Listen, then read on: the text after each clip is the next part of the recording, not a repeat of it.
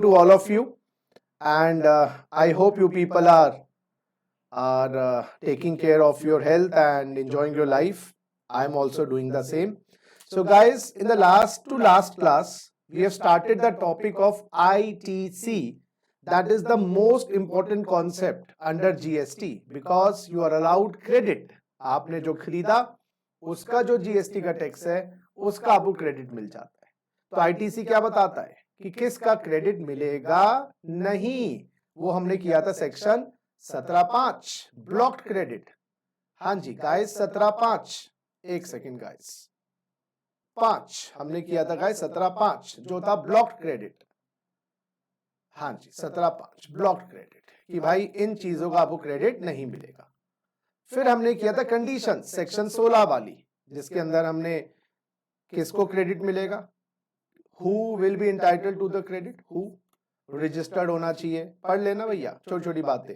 और आप in the course of business होना चाहिए.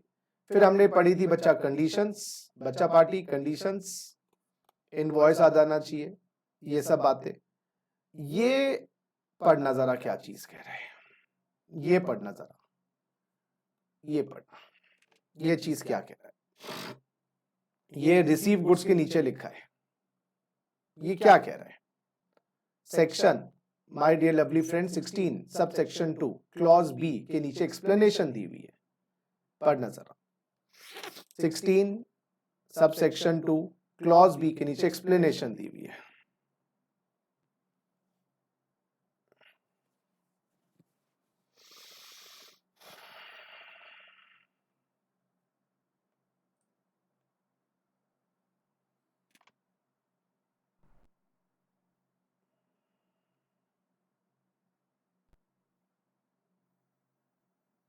हाँ जी पढ़ा आप लोगों ने इसको.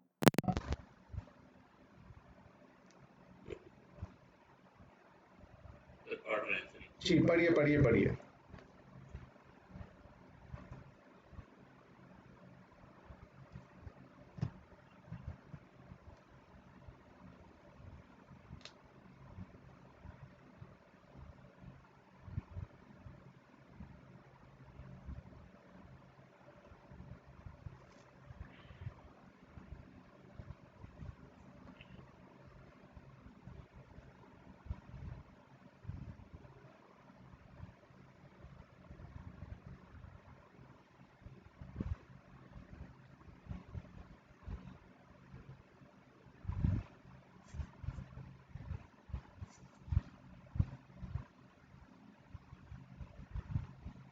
चलो जी मैं समझाता हूँ जी इसका लॉजिक क्या है. सुनिए भैया आपको गुड्स मिल जाने चाहिए अगर आपको क्रेडिट लेना है. अगर आपको गुड्स नहीं मिले तो आपको क्रेडिट नहीं मिलता. दोबारा रिपीट करें. सेक्शन 16(2) में लिखा जी आपको गुड्स मिल जाने चाहिए. एक सेकेंड गाइस.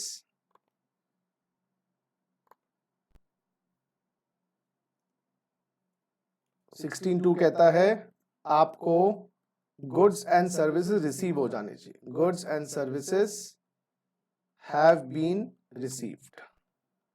यस गाइस अगर गुड्स एंड सर्विसेज रिसीव नहीं हुए तो आपको क्रेडिट नहीं मिलेगा. तो goods and services has been received should be the point. सुनो मेरी बात. अगर आपको गुड्स और सर्विसेज नहीं मिले क्रेडिट नहीं मिलेगा. चलिए हमारे एक एक्स है जो परचेजर है या इसको रेसिपिएंट कह लीजिए. परचेजर या रेसिपिएंट इन्होंने गुड्स खरीदे हैं यस वाई से. यस को एक्स कर लो, इसको एक्स कर लो और गाइस इसको वाई कर लो. एक्स हमारे हो गए सप्लायर. हाँ जी ये दिल्ली के हैं, ये भी मान लो दिल्ली के हैं. और गुड्स की मूवमेंट स्टार्ट हो चुकी है यानी कि ट्रक से माल निकल गया है. ट्रक रास्ते में है. जो ट्रक है वो रास्ते में है. सामान ट्रक के अंदर रखा हुआ है ये वाला. और जेड हाँ जी जो तमिलनाडु के हैं, तमिलनाडु के हैं उन्होंने अच्छा एक कॉन्ट्रैक्ट तो इनके बीच में हुआ ही है. एक कॉन्ट्रैक्ट तो एक्स और वाई के बीच में हुआ है. दूसरा तमिलनाडु वाले ने वाई को फोन मिलाया कि भाई क्या आपके पास गुड्स हैं. वही गुड्स जो वाई ने एक्स से खरीदे थे। जेड ने वाई को फोन मिलाया कि आपके पास गुड्स हैं क्या? हाँ जी मैंने ऑर्डर कर रखे हैं, मुझे मैंने भी खरीदे हुए हैं, अभी मेरे पास पहुंचेंगे 2 दिन में या 1 दिन में, जैसी है मान लीजिए ये दिल्ली का है या यूपी का है, चलो थोड़ा टाइम दिखा देते हैं। तो ये जो वाई हैं ये यूपी के हैं। तो इनके पास फोन आया तमिलनाडु वाले जेड का, भाई मिस्टर वाई आपके पास गुड्स हैं क्या? जी मैंने मंगवाए हुए हैं, अभी रास्ते में है, मेरे पास 2 दिन में आएंगे, फिर मैं 2 दिन में भिजवाता हूँ। तमिलनाडु वाला डीलर कहता है नहीं मुझे इतना टाइम नहीं है, I can not wait for so much time, मुझे जल्दी चाहिए, 2 दिन में ही चाहिए। अब तू रिसीव करेगा, फिर भिजवाएगा, अनलोड करेगा, लोड करेगा, क्यों ना तू जो ट्रक चला हुआ है उसी को मुड़वा दे। तो उन्होंने ट्रक वाली कंपनी को फोन किया जिसके थ्रू ये काम हो रहा था, और ट्रक को जेड के पास डायरेक्टली भिजवा दिया। हाँ ट्रक को डायरेक्टली जेड के पास भिजवा दिया। अच्छा ये कैसे पॉसिबल है? अरे क्यों नहीं पॉसिबल है? तो एक सेल का एग्रीमेंट गाइस पहले तो एक्स और वाई के बीच में हुआ, और एक हमारा सेल का एग्रीमेंट जो ये सॉरी गाइस, एक हमारा जो सेल का एग्रीमेंट है, एक सेकेंड गाइस, एक सेकेंड, थोड़ी चित्रकारी कर रहा हूं, ये वाई है और एक हमारा एग्रीमेंट हुआ है वाई का जेड के साथ। दो सेल के एग्रीमेंट हुए ना, एक तो एक्स और वाई का और दूसरा वाई और जेड का। सुनिए मेरी बात, अब ट्रक पहुंच गया जेड के पास, क्या जेड को आईटीसी मिल जाएगा? क्वेश्चन ये, क्या जेड को आईटीसी मिल जाएगा? जो उसने गुड्स खरीदे हैं वाई से, जेड के बाद गुड्स भी आ गए, यस सर, बिल भी आ गया होगा वाई और जेड के, वाई ने बिल भी सेंड कर दिया होगा, इनवॉइस भेज दिया होगा, तो जेड के पास इनवॉइस भी आ गया, गुड्स भी रिसीव हो गए, है ना, और ये रिटर्न आगे फाइल कर देगा और हम ये मान लेंगे वाई ने टैक्स जमा करवा दिया हो। तो क्या जेड एंटाइटल टू आईटीसी है? बताओ।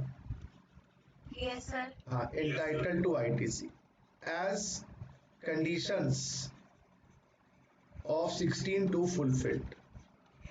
अच्छा क्या वाई एंटाइटल टू क्रेडिट है जो उसने माल खरीदा है दिल्ली वाले बंदे से? अब इनवॉइस, एक इनवॉइस यहां पहुंचा होगा, दिल्ली वाले ने इनवॉइस यूपी वाले को भेजा होगा, लेकिन कंडीशन चेक करें, invoice has been received, yes बिल्कुल सही। दूसरा गुड्स हैव बीन रिसीव्ड, अब ये बताओ goods have not been received, goods तो रिसीव जेड ने कर लिए, लेकिन क्या इसको हम डीम्ड रिसीव ना माने? क्या इसको हम माने? तो वही गवर्नमेंट ने कहा, पहले गवर्नमेंट ना यूपी वाली गवर्नमेंट जेड को बाई को कह रही थी आपको क्रेडिट नहीं मिलेगा, आपको गुड्स नहीं मिले। क्या बेवकूफ वाली बातें कर रहे हो यार, मैंने खरीद लिए थे, मेरे 2 दिन बचाए हैं, मेरे पास आते फिर मैं भेजता। ये क्या मतलब है? रिसीव का मतलब क्या एक्चुअल रिसीव दिखाना है? तो भाई ये तो डीम टू बी रिसीव्ड है, तो यहां पर हम उसको डीम टू बी रिसीव कहेंगे, यही लाइन लिखवाइए, डीम टू बी रिसीव्ड, और is entitle to ITC, entitle to ITC under 16(2), यही लाइन लिखवाइए। अब आप पढ़ना जरा, ये पहले कॉपी कर लो। तो यहां पर यूपी वाले को भी क्रेडिट मिलेगा जब एक्स से खरीदा, और जेड को मिलेगा क्रेडिट वाई से, लेकिन वाई ये कहता मेरे जो गुड्स मिले नहीं है, तो गवर्नमेंट कहती है मान लेंगे आपको मिल गए हैं, हम ये मान लेंगे आपको मिल गए हैं। चलिए कॉपी कर लीजिए। आइए सर, अब मैं थ्योरी पे आ जाऊं बच्चों, एक बार थ्योरी पे आ जाऊं। देखो जी, for the purpose of this clause it shall be deemed that the registered person, that is Mr. Y, has received the goods or the services, अभी सर्विस की तो बात ही नहीं करी हमने, where the goods are delivered by the supplier to the recipient, supplier है X, recipient है Mr. Z, हाँ, where the goods are delivered by X to Z or any other person on the direction of the registered person, और direction किसकी थी? Mister Y की। Whether acting as agent otherwise before और during movement of the goods. हाँ जी, ये transfer जो हुआ है मूवमेंट के दौरान, मूवमेंट से पहले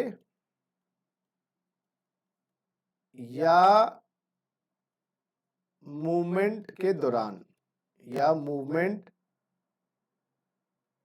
या ऐसे नहीं लिखते, हिंदी भी खराब हो गई हम लोगों की ना।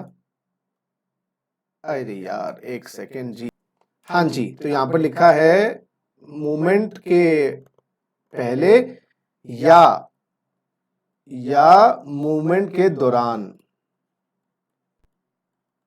मूवमेंट के दौरान, मूवमेंट से पहले या मूवमेंट के दौरान वो गुड्स बेच दिए गए हैं, either by way of transfer of document of the title, ownership of the goods, जो डॉक्यूमेंट्स मिले होंगे ना वाई को, वो ट्रांसफर कर दिए होंगे जेड के नाम, ट्रांसपोर्ट कंपनी ने सबूत दिया होगा, जिसको बोलते हैं ना बिल्टी, हिंदी में बोलते हैं बिल्टी, कंसाइनमेंट नोट, वो एक्स से वाई के पास आ रहा होगा, ट्रांसपोर्ट कंपनी ने वाई को दिया होगा, वाई उसको दिखाता, ट्रक से अनलोड करवा लेता, वो डॉक्यूमेंट ऑफ टाइटल, गुड्स की ओनरशिप का सबूत, वो हम जेड के नाम कर देंगे, जेड दिखा देगा ट्रक वाले को, उसको गुड्स मिल जाएंगे। और अदरवाइज या किसी और तरीके से आपने ट्रांसफर किया है, तो मूवमेंट के दौरान गुड्स, अच्छा हमने भेज किसी और को दिए, यस हमने भेज किसी और को दिए, मिले किसी और को हैं, खरीदे हमने थे, बिल्कुल सही जी, खरीदे हमने थे, उस केस में bill to ship to model कहते हैं इसको, bill to ship to model, bill to ship to model,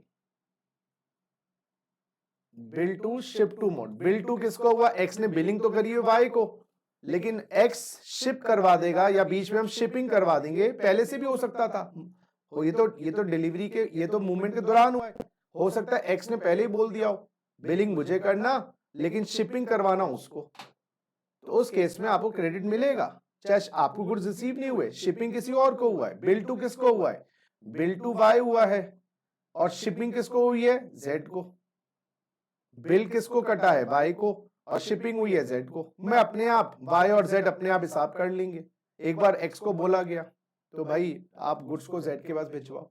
इसी तरीके से where the services are provided by the supplier to any person on the direction of on the account of registered person, अब ऐसा हो सकता है, देखो services में भी ऐसा हो सकता है, क्या सुनो, एक सर्विस प्रोवाइडर है,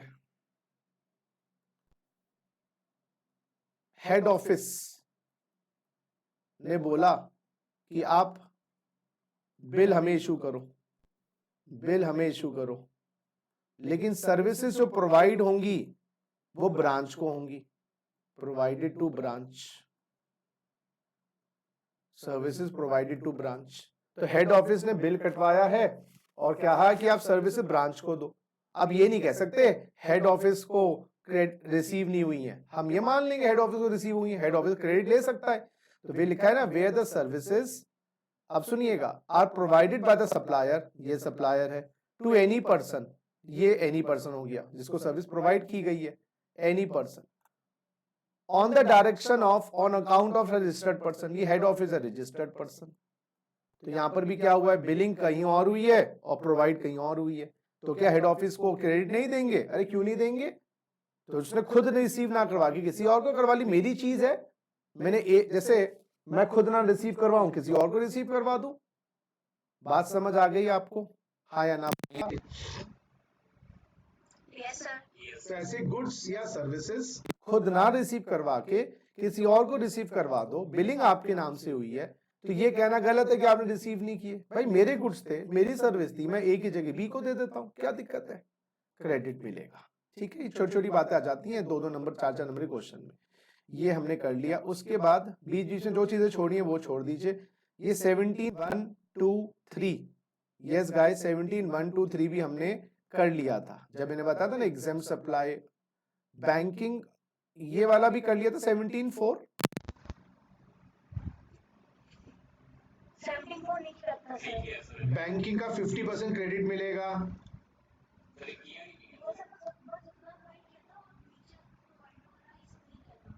नहीं नीचे वाला नहीं, कि 50% क्रेडिट मिलता है, एक ब्रांच दूसरी ब्रांच को सर्विस देती है, उसका 100%, ऐसे चार्ट बनाया भी था, देखो जरा, चार्ट बनाया था इसका एक, जरा देखो, जरा चार्ट देखो, कॉपी में देखो, चार्ट बनाया था इसका, चेक करो, कोई नहीं, कोई टेंशन नहीं, हाँ हाँ, और उसका क्वेश्चन भी किया था हमने इसका,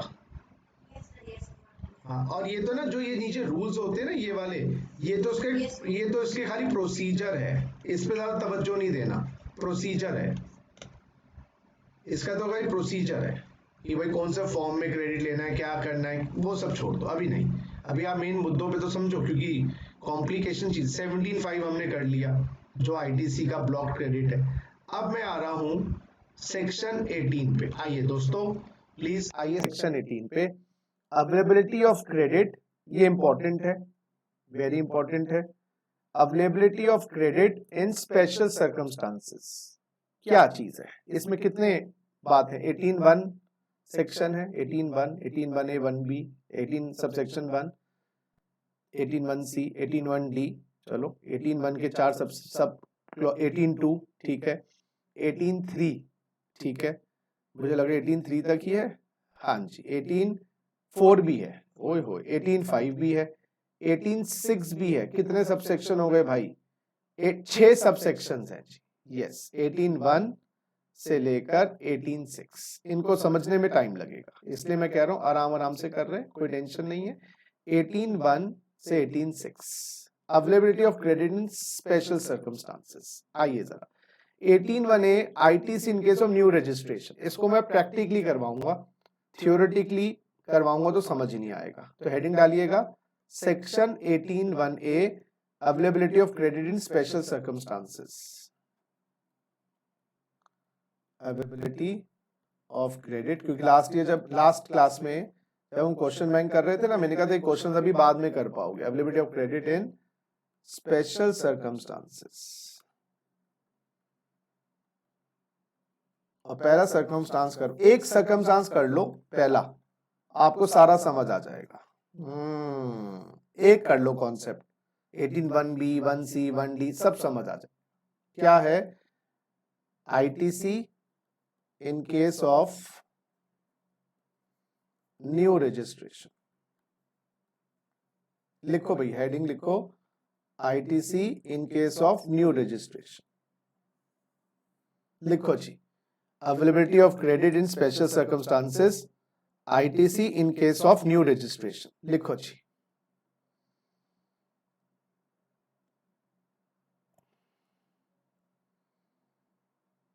लिखो लिखो, ITC in case of new registration. हाँ जी, क्या कॉन्सेप्ट है मैं आपको बताता हूं, जरा समझिए, समझने की कोशिश करिएगा क्या कॉन्सेप्ट है।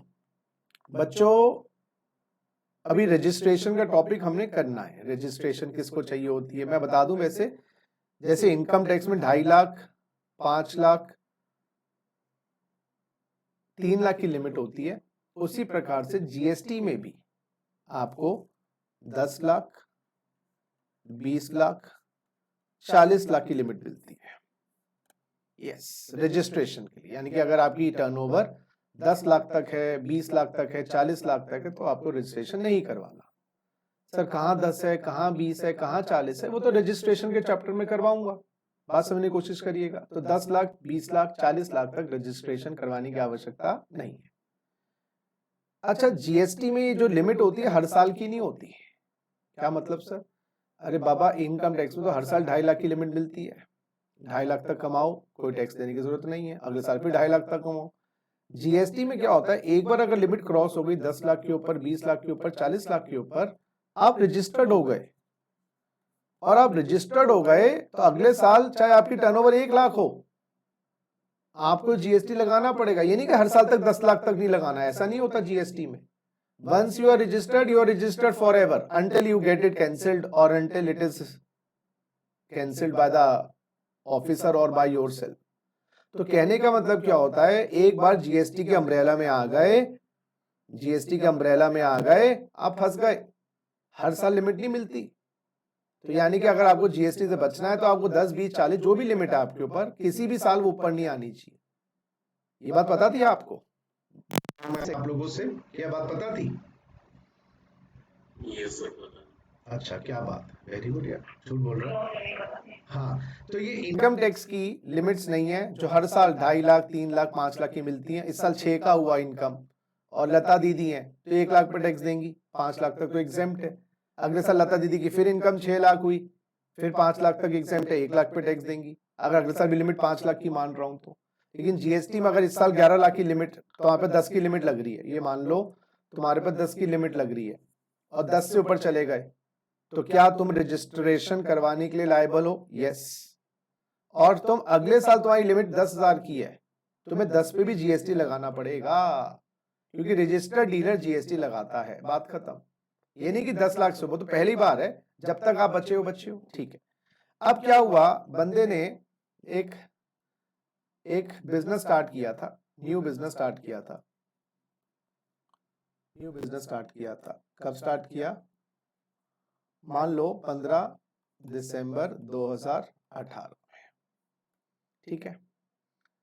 अच्छा ठीक है, चलो फर्स्ट पॉइंट, इसने रॉ मटेरियल, हाँ जी, 15 दिसंबर 2018 की जगह 15 मार्च 2019 मान लो, इसने रॉ मटेरियल परचेज किया, हाँ जी, रॉ मटेरियल परचेज किया 1 जुलाई 2019 को। कितने का? अभी तक इसकी सेल नहीं हुई है कोई भी। कितने का सर? 10 lakh plus 12% GST. और ये दिल्ली का है, ये जो है ना बिजनेस स्टार्ट किया है by mister X, Delhi, raw material purchase from Delhi.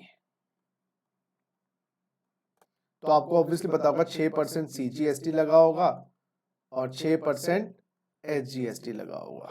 जरा देखना भैया, 6% सीजीएसटी लगा होगा और भैया 6% एसजीएसटी लगा होगा। बात समझ आ गई? रॉ मटेरियल दिल्ली से परचेज की, फैक्ट्स देख लेना, समझना आराम से, ठीक है। इसने कैपिटल गुड्स, प्लांट मशीनरी भी परचेज करी, फ्रॉम दिल्ली, और ये परचेज करी है 1 अगस्त 2019 को। कितने की? 20 लाख की और 18% जीएसटी। तो ऑब्वियसली उस पे भी 9% सीजी लगा होगा, सीजीएसटी, 9% एसजीएसटी लगा होगा, ठीक है। कि जीएसटी क्यों लगेगा? ये तो अनरजिस्टर्ड है, अभी तक टर्नओवर नहीं है। अब मेरा क्वेश्चन ये, जीएसटी क्यों लगेगा बताओ? अभी तक तो उसकी सेल ही नहीं करी इसने, तो जीएसटी कैसे लग गया बताना? उसमें से रॉ मटेरियल सब मंगाए हैं। हाँ, ये तो खरीद है ना ये, हाँ वो तो जिससे आपने माल किया वो रजिस्टर्ड होगा ना।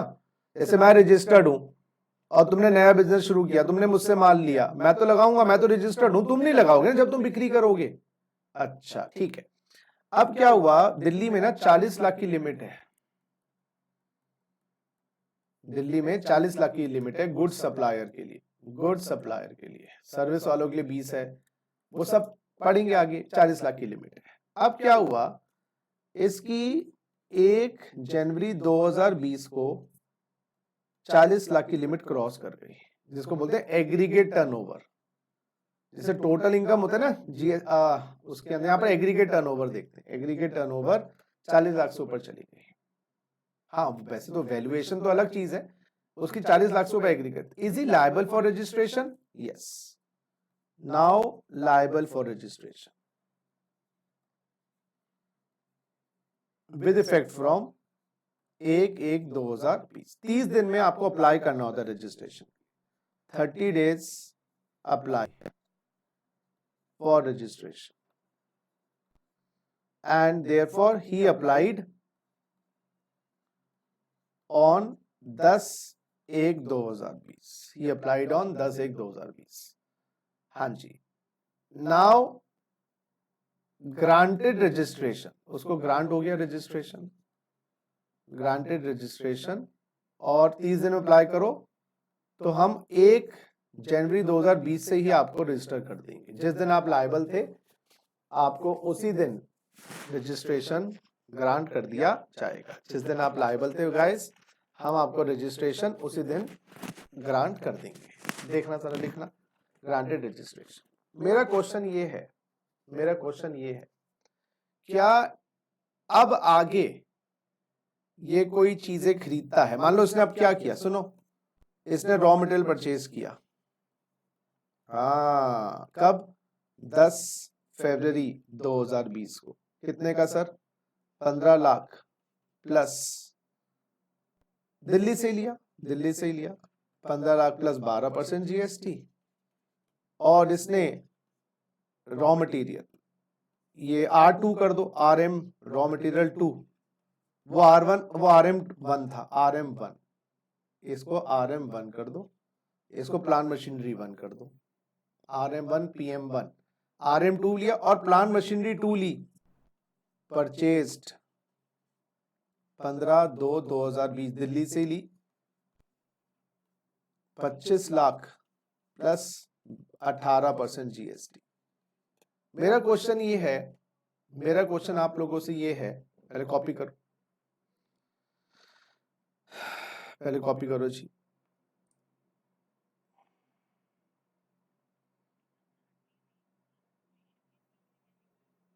मेरा क्वेश्चन आप लोगों से, क्या इसको अब RM2 और PM2 का क्रेडिट मिल जाएगा?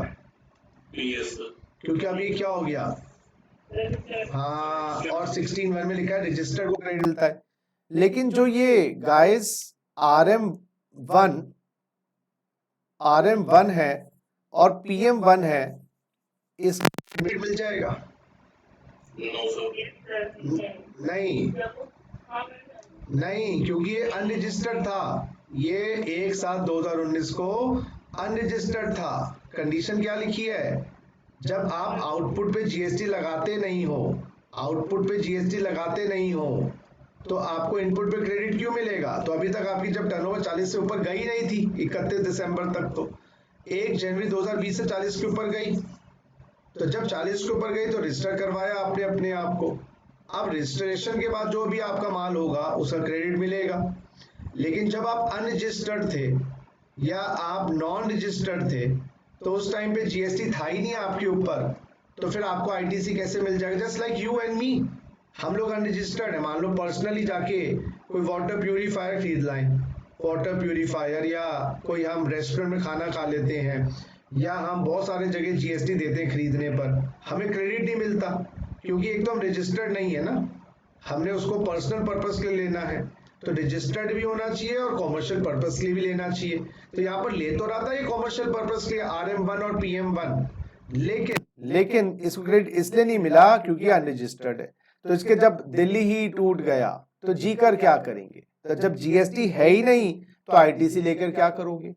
अब सुनिए अहम बात, क्या हुआ है, ये 8वां पॉइंट, 9वां पॉइंट, ये थ्योरी का पॉइंट सारे इसी में डाल दिया मैंने, 16(1)(a). 10th पॉइंट में लिखा है stock of raw material, stock of raw material on 31st December,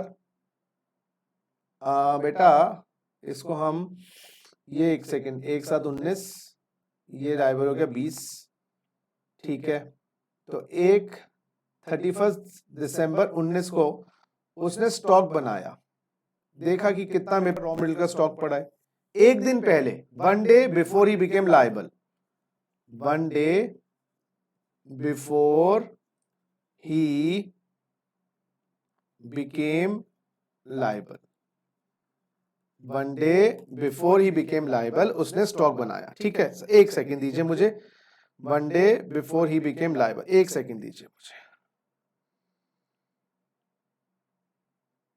1 day before he became liable, तो एक दिन लायबिलिटी से पहले उसने स्टॉक बनाया, स्टॉक और रॉ मटेरियल ऑन 31 दिसंबर 19। सुनिए मेरी बात बिल्कुल केयरफुली समझिएगा, और उस दिन पता लगा रॉ मटेरियल का स्टॉक यूज्ड या raw material stock unused, RM1 का स्टॉक अनयूज्ड है 20%, यानी कि 80% रॉ मटेरियल यूज हो चुका था, 20% अनयूज था RM1 का स्टॉक ऑफ RM1, दोबारा से RM1 लिखने की जरूरत नहीं है, तो अनयूज्ड है 20%, ठीक है।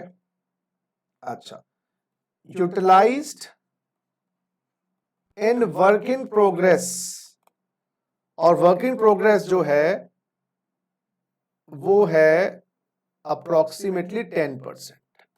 यानी कि शर्ट बनाने का काम है, कपड़ा खरीद रखा है, तो वो कपड़े में जो रॉ मटेरियल यूज हुआ है वो 10% यूज हुआ है। चलिए जी, एक बात ये आ गई। अच्छा, तीसरा, utilized in finish goods. Finish goods में यूटिलाइज्ड है 70%, और फिनिश गुड्स का 20% फिनिश गुड्स नॉट सोल्ड। पहली बात समझ आई नहीं आई? एक सेकेंड। बेसिकली जो रॉ मटेरियल था ना गाइस, 20% तो अनयूज्ड है, 10% रॉ वर्क इन प्रोग्रेस में जो शर्टें आधी पौनी बनी हुई हैं, और 70% अनफिनिश्ड है, यानी कि नॉट यूटिलाइज्ड है। ओ सॉरी, 70% यूटिलाइज्ड है, 70% यूटिलाइज्ड है, यानी कि आपने शर्ट बनाने में 70% लगा दिया, लेकिन उस शर्टें 20% अभी रह रही हैं। ये पॉइंट आपको समझ आया नहीं आया? और 10th पॉइंट,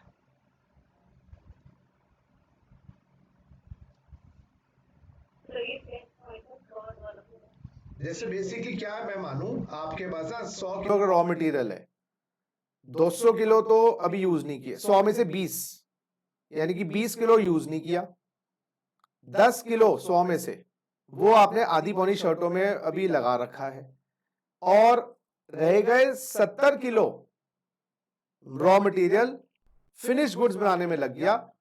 और लेकिन फिनिश गुड्स, टोटल जो भी फिनिश गुड्स बने वो 20% अभी बिके नहीं है, यानी कि मैं ये बोल दूं 14% रॉ मटेरियल जो शर्ट्स बिकी नहीं है उसमें पड़ा है। अगर आपको थोड़ा सा कंफ्यूजिंग में नहीं गया इसको बात समझने की कोशिश करो। 20% स्टॉक और raw material as it is पड़ा है, 10% वर्क इन प्रोग्रेस में है, 10% वर्क इन प्रोग्रेस में है, 70% रॉ मटेरियल, यस गाइस, वो फिनिश गुड्स में लग गया।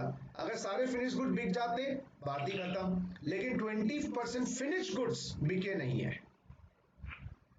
या मैं ऐसे बोल दूं, इसको मैं ऐसा कह दूं कि भाई 70% तो हमारा फिनिश गुड्स में लग गया था, 20% फिनिश गुड्स, तो 14% is in finish goods not sold, finish goods not sold, ऐसे कर लो।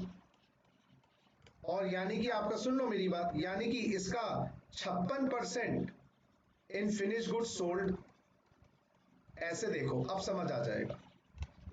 अब ये 100% रॉ मटेरियल ऐसे है, तो 20% रॉ मटेरियल तो तुम्हारे पास बेकार पड़ा हुआ है, 20% जो अभी यूज ही नहीं हुआ, 10% आधी पौनी शर्टों में घुसा हुआ है, और 14% रॉ मटेरियल फिनिश गुड्स में लगा जो बिके नहीं है, और 56% रॉ मटेरियल फिनिश गुड्स में लग गया जो बिक चुकी हैं। तो अभी तक आपके पास रॉ मटेरियल कितना पड़ा है बताओ, सोच के बताओ कितना रॉ मटेरियल पड़ा है? 34% रॉ मटेरियल अनयूटिलाइज्ड है, बिल्कुल सही। अब आप क्या करो, ये थ्योरी पढ़ो अपने आप, और मैं आपको दे रहा हूं पूरे 5 मिनट। ये 18 पढ़ो, करो 18 पढ़ो, और ये आप अपने आप करके मुझे सॉल्व करके दो। 18 पढ़ो अपने आप, पढ़ो जी 18, और जो मैंने क्वेश्चन दिया है उसके हिसाब से भी बताओ कितना क्रेडिट मिल जाएगा। 5 मिनट लगाना, और नीचे क्वेश्चन है डिटरमिन, मैं पूरा नहीं बोल, अपने आप मैं चाहता हूं खुद फंसो एक बार, determine ITC available to mister X. अब मैं आपको एक हिंट और दे देता हूं, बहुत बढ़िया हिंट दे रहा हूं। आपने पुराने घर से नए घर में आए हो, सुन रहे हो मेरी बात? मेरी बात सुन रहे हो? Yes sir. पुराने घर से नए घर में आए हो, तो नए घर की चीजें तो हैं आपके पास, लेकिन पुराने घर की कुछ चीजें भी आप लेके आए हो साथ में, तो क्या उनका भी इस्तेमाल नहीं किया जा सकता? बिल्कुल किया जा सकता है। तो पुराना रॉ मटेरियल का क्रेडिट भी अब अलाउ किया जा सकता है, क्योंकि वो बिका नहीं है। पुराना रॉ मटेरियल बिक जाता दिसंबर तक, कोई दिक्कत नहीं। करो जरा, मैं करवा तो दूंगा आपको, कोई टेंशन नहीं, लेकिन आप खुद क्वेश्चन को पढ़ो, फैक्ट्स को देखो, और 18 बने करो। चलो, give me 5 minutes, I am giving you 5 minutes in fact, करो।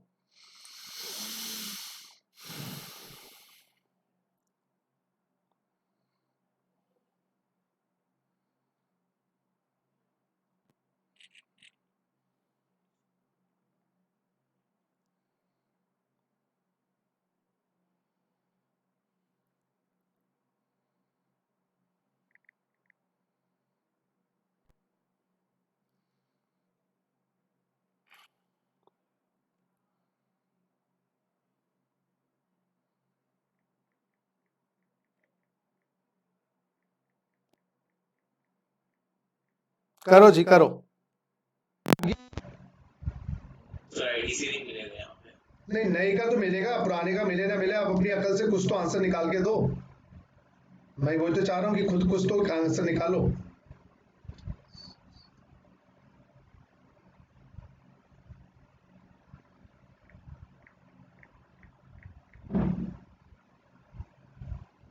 करो जी करो।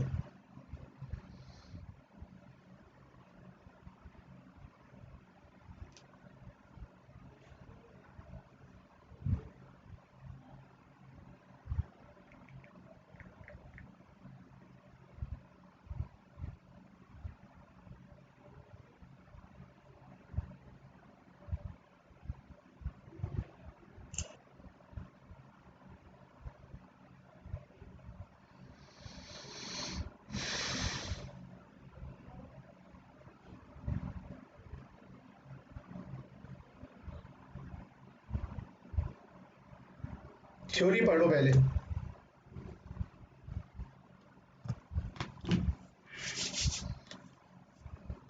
अब मैं आईटीसी अवेलेबल का अपना आंसर निकाल रहा हूं, आप बाकी अपना आंसर निकालें। Computation of ITC to be available to Mr. X। एक तो ITC जो मिलेगा वो CGST SGST में ब्रेकअप करो। एक तो रॉ मटेरियल 2 का मिलेगा, रॉ मटेरियल 2 का, क्योंकि वो तो आपने नया खरीदा है, और रॉ मटेरियल 2 भी दिल्ली से लिया है। यस, रॉ मटेरियल 2 दिल्ली से लिया है, और 15 लाख प्लस 12%, 6% करके बता दो फटाफट मुझे। 90 हजार बताना जरा। तो 90 हजार तो ये मिल जाएगा, इसमें तो कोई तुम्हें दो राय नहीं है। अच्छा, PM2 प्लांट मशीनरी 2 जो तुमने ली है, इसका भी क्रेडिट मिल जाएगा। और कितना क्रेडिट मिल जाएगा गाइस? ये है 15 फरवरी को 25 लाख का 18%, तो 25 लाख का 9% करना जरा। 25 लाख का 9% करना भैया।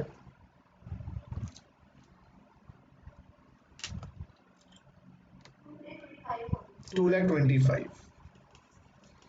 इसकी कैलकुलेशन मैं आपको बता दूं या समझ आ गई बात? चलिए, अब आपको ना 18(1)(a) पुराना क्रेडिट भी अलाउ करेगा। पुराने घर की चीजें भी नए घर में ला सकते हो, ये नहीं कि नया घर आओगे तो नई चीजें, पुरानी चीजों घर में छोड़ाओ ना। तो ओल्ड आईटीसी, ओल्ड RM1 का भी आपको क्रेडिट मिलेगा। अब हम लॉ पढ़ेंगे जरा, आइए सर अब लॉ पढ़ेंगे। अ person who has applied for registration under this act within 30 days from the date on which he become liable। yes guys, वो liable हो गया था 1 जनवरी 2000, लाइबल हो गया था 1 जनवरी 2020 को, और 30 डेज में अप्लाई कर दिया था उसने, और उसको रजिस्ट्रेशन मिल भी गया। अगर नहीं मिलता तो फिर तो क्रेडिट कैसे मिलता, बात ही खत्म हो जाती। Shall be entitled to take credit of input tax, input मतलब raw material, in respect of inputs held in stock, जितने इनपुट एज इट इज पड़े हैं, अनयूटिलाइज्ड एज इट इज, जो रॉ मटेरियल पुराना अनयूटिलाइज्ड पड़ा है, अनयूटिलाइज्ड, उसका आपको क्रेडिट मिलेगा। पुराना रॉ मटेरियल जो सेमी फिनिश गुड्स में पड़ा है, तो आप सेमी फिनिश गुड्स की लिस्ट बना लो कि सेमी फिनिश गुड्स पुराने कितने पड़े, उसमें रॉ मटेरियल कितना घुसा हुआ है, और फिनिश गुड्स की लिस्ट बना लो जो पड़े हुए हैं आपके पास।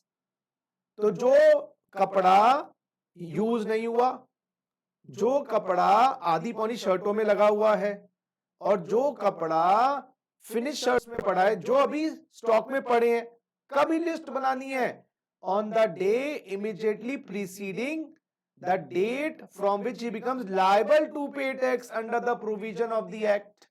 तो गाइस, मेरे वाले केस में हमारा बंदा लायबल टू पे जीएसटी कब हो गया? लायबल टू पे सर जीएसटी हो गया, सर जी वो लायबल टू पे जीएसटी हो गया 1 जनवरी 2020, क्योंकि उसकी लिमिट क्रॉस हो गई थी। लिस्ट बनानी है 1 डे बिफोर, क्वेश्चन ने तो निकाल के दे रखा है। RM1 पुराना है, कितना अनयूज्ड है? 20%, आपको आईटीसी मिलेगा 20% का। हाँ जी। और टोटल आईटीसी कितना है? अच्छा, टोटल आईटीसी ऑन RM1 देख लेते हैं। टोटल आईटीसी अभी आप करोगे ना तो समझ आ जाएगा। टोटल आईटीसी ऑन, ये क्या हो गया जी, कहां लिख दिया हमने, कहां चला गया हमारा पेपर, एक second guys. Total ITC on RM1, जरा निकाल के बताना बेटा, टोटल आईटीसी ऑन RM1। देखें जरा RM1 का टोटल आईटीसी ये था आपका गाइस 10 लाख का 12%, 1,20,000 कह लू, 1,20,000, 10 लाख का 12% मेरे बच्चों 1,20,000। आवाज नहीं आ रही आप लोगों की? समझ नहीं आ रहा क्या? कहाँ गए सारे नलायक? अरे बच्चों हाँ तो ना तो भरो। उज्जवल,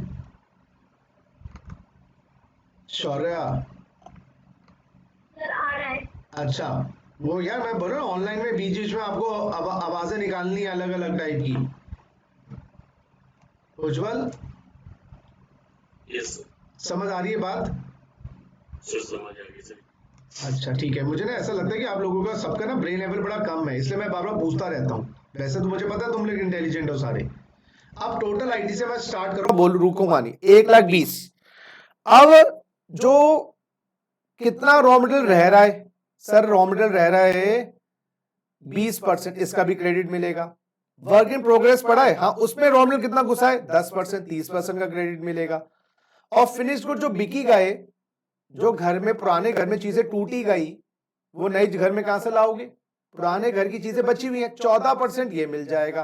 तो 14, 20, 30, 34, 40, 20, 30, 44% आपको क्रेडिट मिल जाएगा पुराना रॉ मटेरियल, क्योंकि वो आपके पास है। 44% ये एज इट इज वाला है, वर्क इन प्रोग्रेस वाला है, फिनिश गुड्स वाला है। तो 1,20,000 का 44%, guys my dear lovely lovely friends, 1,20,000 का 44%, दिस इज 52,800। अब इसको SGST और IGST में, SG और CG में डिवाइड कर दें, डिवाइडेड बाय 2, 26,400 इधर, 26,400 इधर।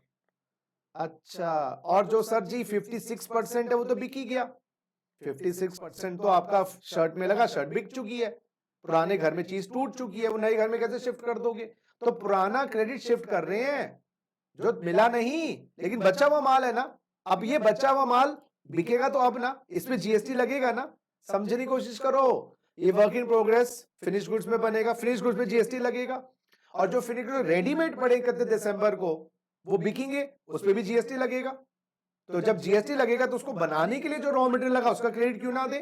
दे दिया। लेकिन कच्चो, मेरे अकल के कच्चो, ये ओल्ड PM1, इसका क्रेडिट, जो प्लांट मशीनरी है इसका क्रेडिट, जो मैंने प्लांट मशीनरी खरीदी अनरजिस्टर्ड पीरियड में, बताओ, नॉट अलाउड। अरे क्योंकि लॉ कहता है, सुनो मेरे बच्चों, अकल के कच्चो, कहता है जी इनपुट टैक्स का क्रेडिट मिलेगा। हाँ, और किसका? इनपुट का टैक्स। इनपुट, इनपुट 3 चीजों का क्रेडिट मिलता है, सुन लो। गुड्स का क्रेडिट मिलता है, सर्विसेज का क्रेडिट मिलता है। गुड्स में एक होता है इनपुट्स और दूसरा कैपिटल गुड्स। अच्छा, raw material is revenue goods, plant machinery is capital goods, और सर्विसेज का क्रेडिट मिलता है। गुड्स और सर्विस टैक्स यही तो है। अच्छा, जो सर्विसेज ले ली थी आपने लास्ट ईयर, वो तो मैंने लिखा ही नहीं क्वेश्चन में, उसका क्रेडिट नहीं मिला। सर्विस तो कंज्यूम ही हो जाती है, सर्विस अनयूटिलाइज कैसे रहती है? गुड्स में भी कैपिटल गुड्स का क्रेडिट नहीं दे रहे, खाली रॉ मटेरियल का। वैसे मशीन तो अभी भी है मेरे पास, जो लास्ट ईयर खरीदी थी, अभी तो मैं 4-5 साल इस्तेमाल करूंगा, लेकिन मशीन का क्रेडिट नहीं मिलेगा। तो यानी कि बच्चों इस बंदे से गलती हो गई। इसको ना मशीन, जब आप अनरजिस्टर्ड पीरियड में हो मशीन मत खरीदना, क्योंकि करोड़ों का क्रेडिट आपका खराब हो जाएगा। मशीन रेंट पे उठा लेना उस वक्त, मशीन खरीदना जब आप रजिस्टर करवाओ। तो टोटल क्रेडिट गाइस जो मिलेगा वो होगा 225, मैं ऐड कर देता हूं, 225 यस गाइस, प्लस 90,000 प्लस 26,400, तो 3,41,400 का क्रेडिट मिलेगा, प्लस 3,41,400 टोटल आईटीसी मेरे बंदे को मिल जाएगा इंटू 2, 3,67,800। ये बात समझ आई या नहीं? प्लीज।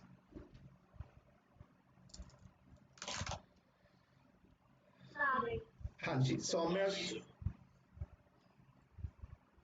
सौम्या आपको समझ आ गई? चलो, हाँ जी, तो अब एक बार इस सेक्शन को, ये मैंने आपको मुश्किल वाला क्वेश्चन करवा दिया, अगर इसमें थोड़ा इजी आ जाएगा वो भी हो जाएगा, थियोरेटिकल आ जाएगा वो भी हो जाएगा। तो बेसिकली क्या है, पुराना घर आपका नॉन आईटीसी पीरियड का है, नया घर आईटीसी पीरियड का है। नए घर में जो चीजें आएंगी वो सब खरीदने पे आईटीसी मिलेगा, लेकिन पुरानी खरीद पर भी आईटीसी है, पुरानी खरीद पर भी आईटीसी है अगर वो पुरानी खरीद का माल जिस दिन लायबल हुए उससे एक दिन पहले पड़ा हुआ था। वर्क इन प्रोग्रेस में रॉ मटेरियल पड़ा हुआ था, फिनिश गुड्स में रॉ मटेरियल पड़ा हुआ था, जो रॉ मटेरियल यूज हो गया और बिक गया वो है ही नहीं, तो उसको कैरी फॉरवर्ड कैसे करोगे? जैसे इनकम टैक्स में लास्ट ईयर के लॉसेस कैरी फॉरवर्ड हो जाते हैं ना, इसी तरीके से लास्ट अनरजिस्टर्ड पीरियड का क्रेडिट भी कैरी फॉरवर्ड हो रहा है। आइए जरा 18(1)(b पढ़िए। अब 18(1)(b करवाऊंगा ही नहीं, क्यों? सेम कॉन्सेप्ट है, ये वॉलंटरी रजिस्ट्रेशन है। आ बैल मुझे मार, आ बैल मुझे मार। अब क्या हुआ, सुनो मेरी बात, सेम क्वेश्चन, आ जाओ, same question, same question, assume करो, assume in the above question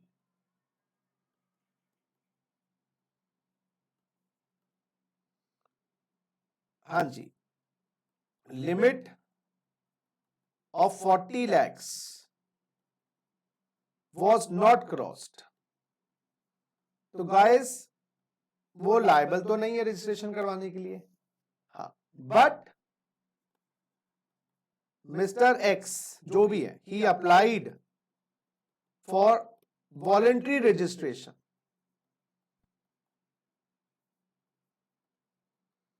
on 25 December 2019 and was granted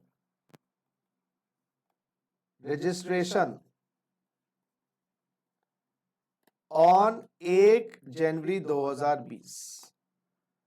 अब क्या हुआ, इस बंदे की 40 लाख की लिमिट क्रॉस नहीं हुई, लेकिन इसने वॉलंटरी रजिस्ट्रेशन, अच्छा यहां पर एक नया कॉन्सेप्ट है जीएसटी में, इनकम टैक्स में कॉन्सेप्ट नहीं है कि आपकी इनकम 2.5 लाख की हो, आपकी इनकम 3 लाख की हो, आपको मुझे टैक्स देना है, मुझे एग्जेम्पशन लिमिट नहीं लेनी। इनकम टैक्स में एग्जेम्पशन लिमिट तो मिलती कंपलसरी है, ऐसा नहीं कोई बंदा बड़ा हरिश्चंद्र है, राजा हरिश्चंद्र की भाई मुझे इनकम टैक्स की एग्जेम्पशन लिमिट नहीं लेनी, मैं फोरगो कर देता हूं, मैं टैक्स तो 2 लाख पे भी देना चाहता हूं। लेकिन जीएसटी में ये 10 लाख 20 लाख 40 लाख की जो लिमिट्स है ना, ये वॉलंटरी है, आप लेना चाहो ले लो, नहीं तो फोरगो कर सकते हो, अपने आप को रजिस्टर करवा सकते हो। तो यहां पर इस बंदे ने यही किया, अपने आप को रजिस्टर करवा लिया, अपने आप को रजिस्टर करवा लिया। सर फायदा क्या है रजिस्ट्रेशन का, मेरा क्वेश्चन ये, आप बताओ क्यों कह रहा है बैल मुझे मार?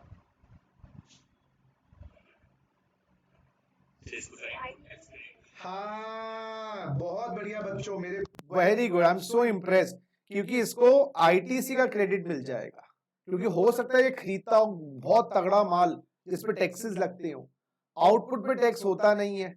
याद रखना, जिसके आउटपुट पे टैक्स नहीं होता ना, याद रखना बाइस, जिसके आउटपुट पे टैक्स नहीं होता ना, वो बंदा, सुनना मेरी बात, वो बंदा अपनी कॉस्ट में टैक्सेस को ऐड कर देता है, उसका सेलिंग प्राइस ज्यादा होगा।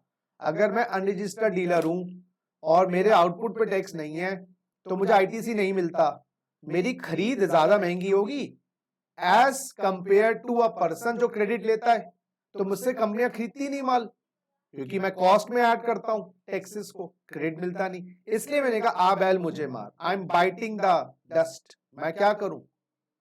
तो मैंने कहा चलो रजिस्टर करवा लेते हैं।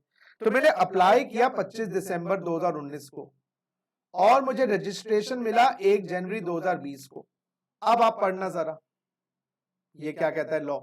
अ person who take registration under 25(3), ये 25(3) वॉलंटरी रजिस्ट्रेशन है, shall be entitled to take ITC of input, वही स्टॉक वाले as it is, semi finished वाले और फिनिश गुड्स वाले, on the day immediately preceding the grant of registration.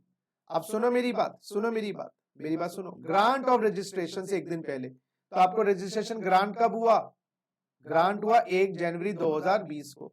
तो यहां पर भी वो लिस्ट, चांस की बात है, मैंने जानबूझ के सेम डेट ले ली। तो यहां पर डेट ऑफ एप्लीकेशन नहीं देखनी है, यहां पर ग्रांट होना है, ग्रांट। ग्रांट कब हुआ है? 5। अब मान लो सेम क्वेश्चन, सेम क्वेश्चन, समझ लो मेरी बात, थ्योरी दिमाग में बैठ जाएगी।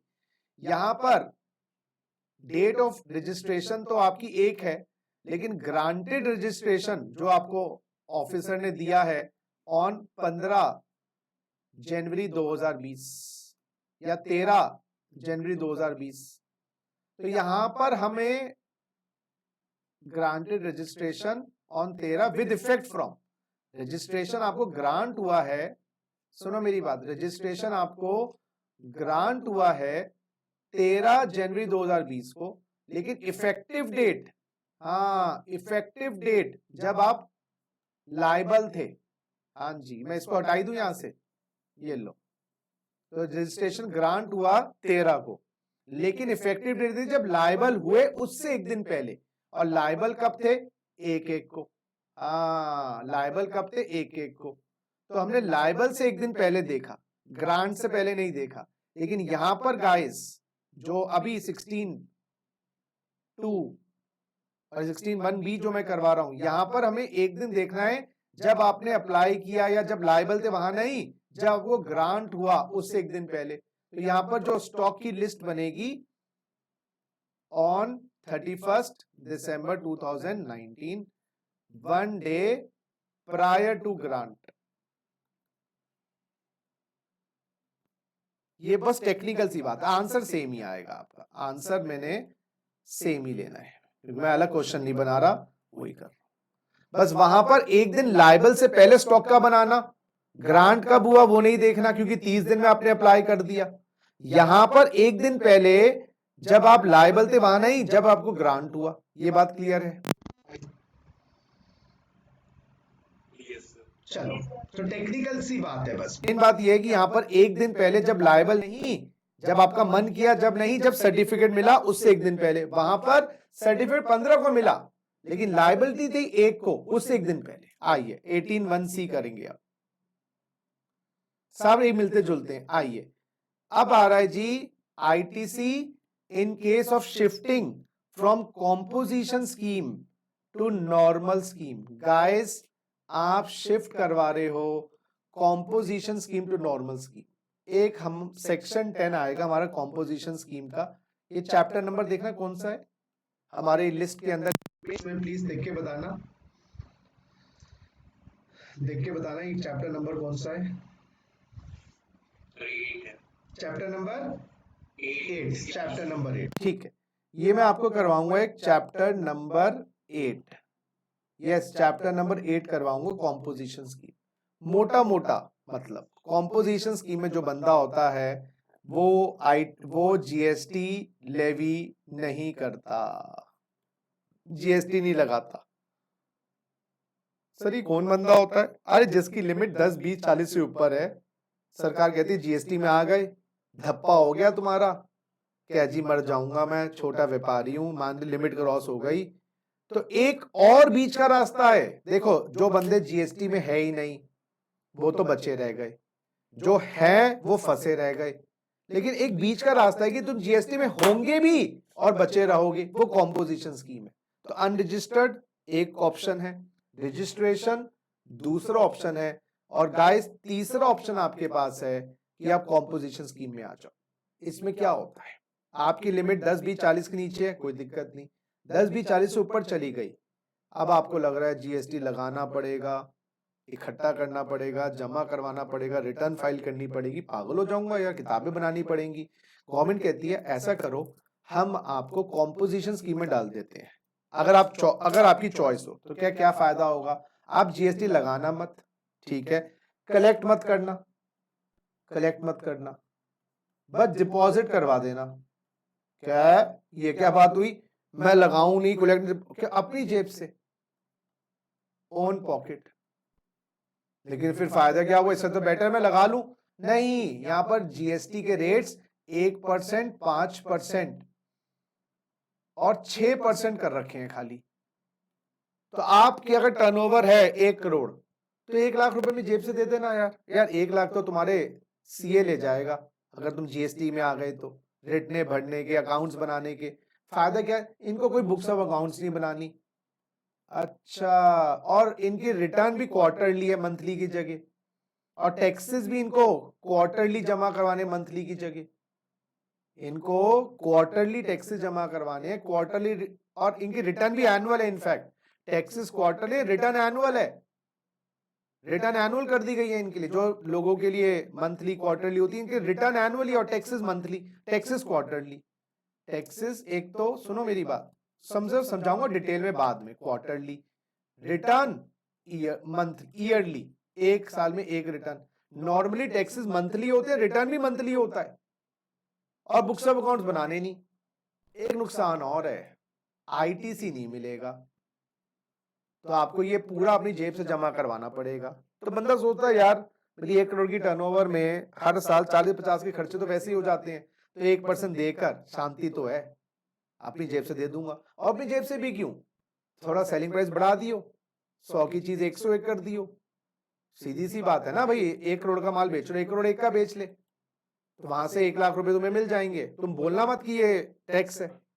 कॉम्पोजिशन स्कीम एक बीच का रास्ता है लघु व्यापारियों के लिए, जो जीएसटी में आ तो गए हैं, लेकिन जीएसटी का बर्डन नहीं ले पाएंगे।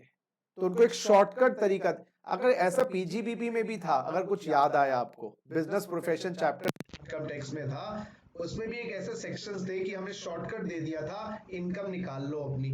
बताओ जी कौन सा था वो सेक्शन पीजीबीपी में? सर आपकी वॉइस ब्रेक हो रही है।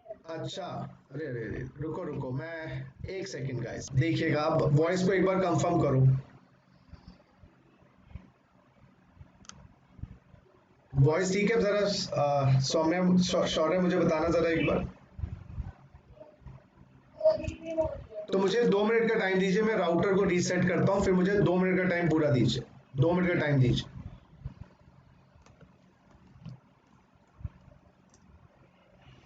2 मिनट का टाइम दीजिए।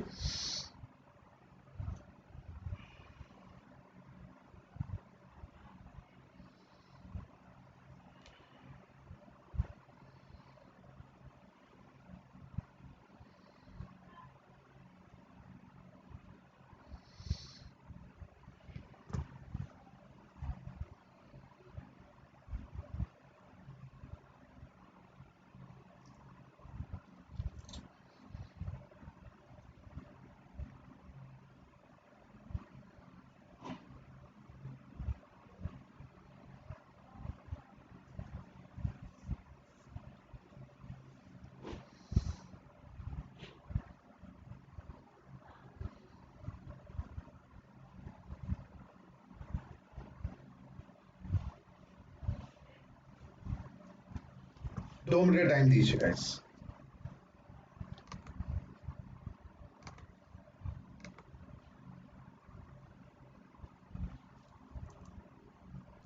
इनकम, हाँ 4480, 4480 वो याद करो, जहां पर 8% टर्नओवर का 44AE ट्रांसपोर्टर 7500 रुपए महीना, या तो वहां पर भी शॉर्टकट तरीका है। अब यहां पर भी चीज वही है।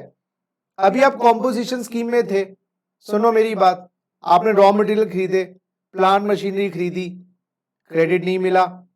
अब आपको लग रहा है कॉम्पोजिशन स्कीम में यार क्रेडिट तो मिलता नहीं, जेब खाली हो रही है मेरी बेकार में। अच्छा, कॉम्पोजिशन स्कीम जब मिलता है जब आपकी टर्नओवर भी 1-1.5 करोड़ तक हो। अगर टर्नओवर 10 करोड़ है, 20 करोड़ है, कॉम्पोजिशन स्कीम में आओगे नहीं। अब क्या हुआ है, पढ़ो, shifting from composition scheme to normal scheme. तो अभी आप नो टैक्स पीरियड से टैक्स पीरियड में आ रहे हो। अच्छा, जैसे 18(1)(a) में क्या था, no registration no tax to tax, voluntary registration no tax to tax. यहां पर भी नो जीएसटी वाले केस से जीएसटी में आ रहे, क्योंकि अभी तो कॉम्पोजिशन में थे। समझ गए, आ जाओ। Where any registered person ceases to pay tax under 10, ceases to pay, आप कॉम्पोजिशन स्कीम में नहीं है, लिख लो ceases to be under the composition scheme. हाँ, he shall be entitled to take credit, हाँ, ऑफ इनपुट टैक्स, बिल्कुल सही। जो input as it is stock में पड़ा है, सेमी फिनिश में पड़ा है, फिनिश गुड्स में पड़ा है, एंड ऑन कैपिटल गुड्स। ओए बटा, वही हमारा जो PM1 था, PM1, पुराने घर की प्लांट, पंखे उठा के लिया है। अब पहले केस में पुराने घर के पंखे नए घर में नहीं लगते थे। अब यहां पर पुराने घर का पंखा का क्रेडिट भी आपको नए घर में मिलेगा, कैपिटल गुड्स का भी मिलेगा। लेकिन लिस्ट कब बनानी है, on the day immediately preceding the day on which become liable to pay under 9। अच्छा, 9 में नॉर्मल चार्ज आता है ना, जो नॉन कॉम्पोजिट डीलर है, नॉन कॉम्पोजिशन वाले, उनपे 9 लगता है ना, सेक्शन 9(1) में, याद करो, फॉरवर्ड चार्ज है ना, समझो। तो जब आप 9 में आ गए उससे एक दिन पहले, तो जिस दिन कॉम्पोजिशन स्कीम बंद हुई है ना, और आप लायबल हो गए, तो लायबल हो गए उससे एक दिन पहले स्टॉक की लिस्ट बनाना और पुराने कैपिटल गुड्स का भी क्रेडिट देना। लेकिन सर, कैपिटल गुड्स पुराने भी तो आपने रगड़ दिए होंगे, 8 महीने, 9 महीने, 10 महीने, 1 साल यूज किए होंगे, सारा क्रेडिट दे दें क्या? तो नीचे लिख दिया, credit of capital goods shall be reduced by such percentage points as may be prescribe. क्योंकि वियर एंड टियर भी तो हो गया होगा ना। रॉ मटेरियल में क्या वियर एंड टियर, वो तो एज इट इज पड़ा, कपड़ा का कपड़ा। लेकिन प्लांट मशीनरी तो आपने इस्तेमाल कर रखी है, फिर विश्वास करें तो कितना विश्वास करें? गवर्नमेंट कहती है 5% पर क्वार्टर, और part of the quarter reduce कर देंगे क्रेडिट में से। यानी कि अगर आपके 3 क्वार्टर इस्तेमाल हो चुके हैं, 15% रिड्यूस कर देंगे, 2 क्वार्टर इस्तेमाल कर चुके हो 10%। ये चीज अभी बताऊंगा, तो इसका क्वेश्चन एक नया करवाना पड़ेगा, मिलता जुलता क्वेश्चन बनाऊंगा पुराने सिस्टम से। लिखो 5% पर क्वार्टर और ऑब्लिक पार्ट, ठीक है। आ जाओ, सेम क्वेश्चन बेटा। हाँ जी, अच्छा, मैं एक सेकंड गाइस, आ जाओ बच्चों, क्वेश्चन नंबर 3 बना लो। ये क्वेश्चन नंबर हमारा 1 था, ये 18(1)(a) का था, ये 18(1)(b) का था, अब 18(1)(c) का क्वेश्चन नंबर 3। हाँ, क्वेश्चन नंबर 3 ये है जी, question on 18(1)(c). Assume, during या एज्यूम,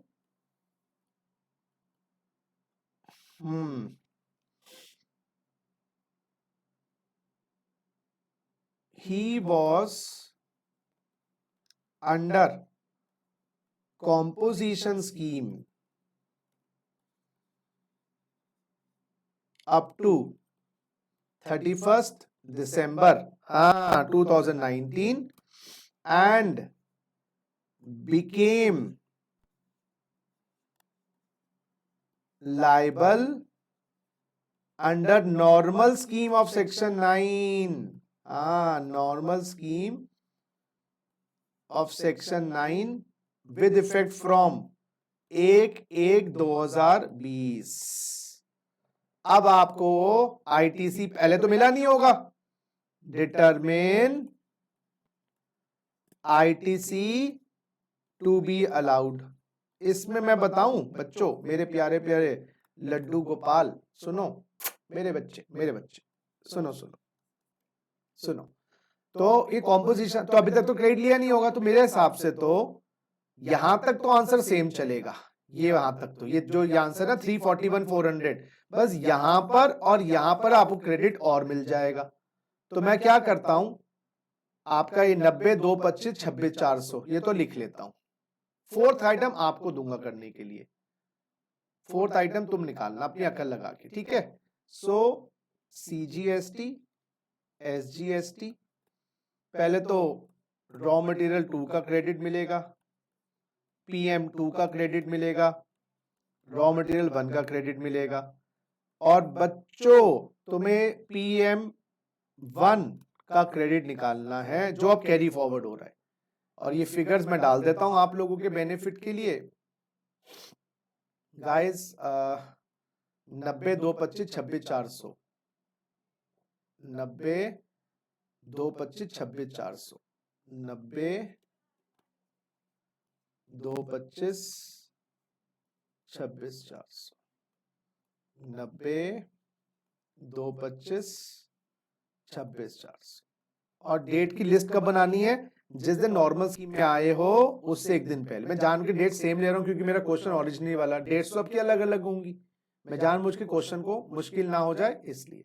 बस आपको ये PM1 बता देना है कितना क्रेडिट पुराने पंखे का, पुराने घर का अब नए घर में आ जाएगा। वैसे बता दूं टोटल क्रेडिट PM1 का, हाँ टोटल क्रेडिट निकाल लेते हैं। ऐसा करो ना, ये यहाँ पर वर्किंग नोट में दिखा देते हैं। प्रेजेंटेशन जिनके लिए इंपॉर्टेंट है, जिनको MCQ है वहां तो बात ही नहीं है, कुछ आ जाइए।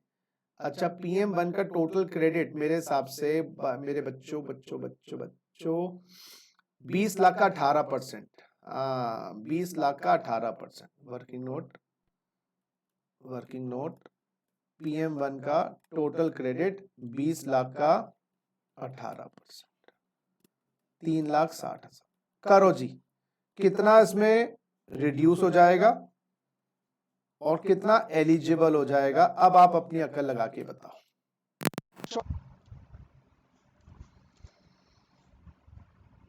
उज्जवल फैक्ट समझ आ गए? Yes sir. चलो करो। 19(1)A में कैपिटल गुड्स का कैरी फॉरवर्ड था, 18(1)B में। 18(1)C में कॉम्पोजिट स्कीम से नॉर्मल स्कीम में आ गए तो प्लांट मशीनरी का क्रेडिट अलाउड है। लेकिन कुछ प्लांट मशीनरी इस्तेमाल हो चुकी है तो उतना क्रेडिट रोक देंगे, बाकी अब अलाउ कर देंगे।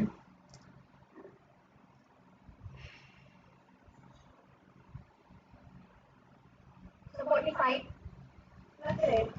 पहले तो ये बताओ पुरानी प्लांट मशीनरी खरीदी कब थी? PM1 खरीदी कब थी?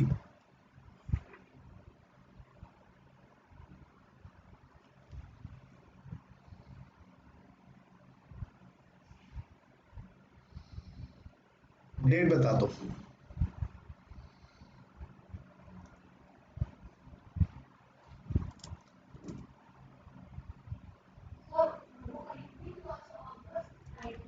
So 1 अगस्त 19 को।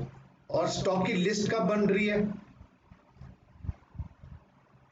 स्टॉक की लिस्ट 31 दिसंबर 19 को। हाँ तो कितने क्वार्टर हैं जी?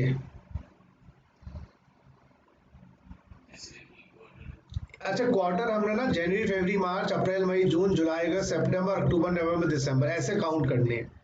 तो 1 2 3 4 5 6 7 8 9 10 11 12 ऐसे क्वार्टर हैं, अप्रैल मई जून जुलाई अगस्त सितंबर। तो ये जुलाई अगस्त सितंबर क्वार्टर, चाहे अगस्त में है हम क्वार्टर पूरा मानेंगे। दूसरा है अक्टूबर नवंबर दिसंबर, 2 क्वार्टर माने जाएंगे, आपने इस्तेमाल कर लिए। तो 5% इंटू 2 10% रिड्यूस कर देंगे क्रेडिट का, तो 36,000 रुपए रोक लेंगे और आपको अलाउ कर देंगे 3,24,000। हाँ अच्छा क्वार्टर ऐसा है, Jan to March, April to June, July to September और अक्टूबर टू दिसंबर। अगर ये 1 जनवरी होता तो, अगर लिस्ट बन रही होती 1 जनवरी को, तो मान लीजिए तुम नॉर्मल स्कीम में 2 जनवरी को आए, नॉर्मल स्कीम में 2 जनवरी को आए तो लिस्ट कब बनाते? 1 जनवरी को। तो तीसरा क्वार्टर भी टच हो जाता और part of the quarter treat as full quarter. बात समझ आ रही है मेरी बात या नहीं? जल्दी बोलो।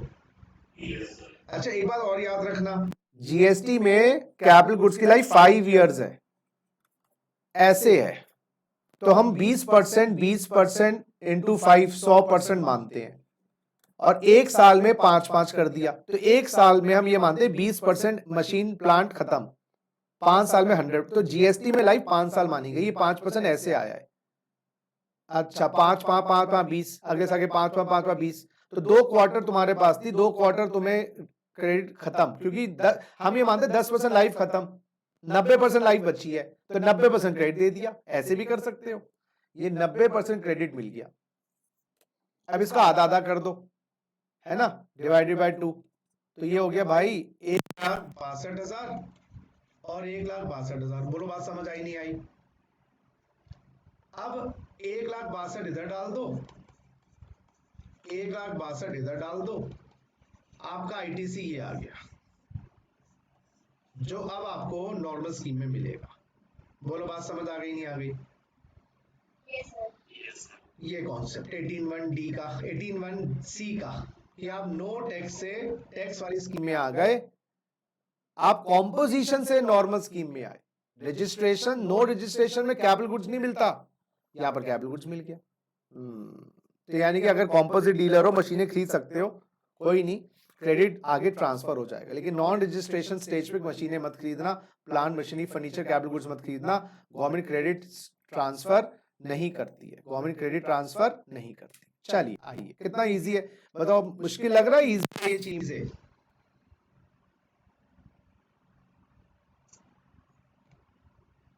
तो एग्जाम देंगे। हाँ जी बोलो। सर ये यहाँ पर आपने बताया जीएसटी में कैपिटल गुड्स 5% नहीं, मैंने कल लगाई ना, 5 साल में कितने क्वार्टर होते हैं बता? 5 साल में कितने क्वार्टर हो गए? 20 क्वार्टर। Yes. तो 100% डिवाइडेड बाई 25% पर क्वार्टर, ऐसे आ गया।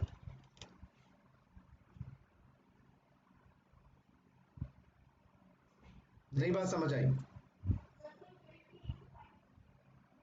हाँ, तो आपने 2 क्वार्टर के इस्तेमाल करिए ना मशीन अपने पास कॉम्पोजिट स्कीम में, तो 2 क्वार्टर का क्रेडिट रोक लिया 10%। अब मान लो 3 क्वार्टर के बाद शिफ्ट करते कॉम्पोजिशन नॉर्मल में आते तो 15% रोक लेते, 4 के बाद आते तो 20% रोक लेते, 5 के बाद आते 25% रोक के 75 दे देते, 6 के बाद आते तो ऐसे करके करते चले जाओ। चलो चल आइए नेक्स्ट सेक्शन बेटा, मैंने कहा था ना 18(1)(a) कर लेंगे, बाकी मिलते जुलते हैं। 18(1)(d) भी क्या है? अभी आपकी सप्लाई एग्जेम्प्ट थी, अच्छा ठीक है, अब टैक्सेबल हो गई। जो गुड्स सेल करते थे आउटपुट टैक्स था ही नहीं, तो यहां पर भी आप नो टैक्स से टैक्स में आ गए। अभी तक जो आप गुड्स बेच रहे थे वो एग्जेम्प्ट थे, गवर्नमेंट ने अब टैक्स लगा दिया, तो जब गुड्स बेच रहे थे वो एग्जेम्प्ट थे, तो आईटीसी तो मिल नहीं रहा होगा।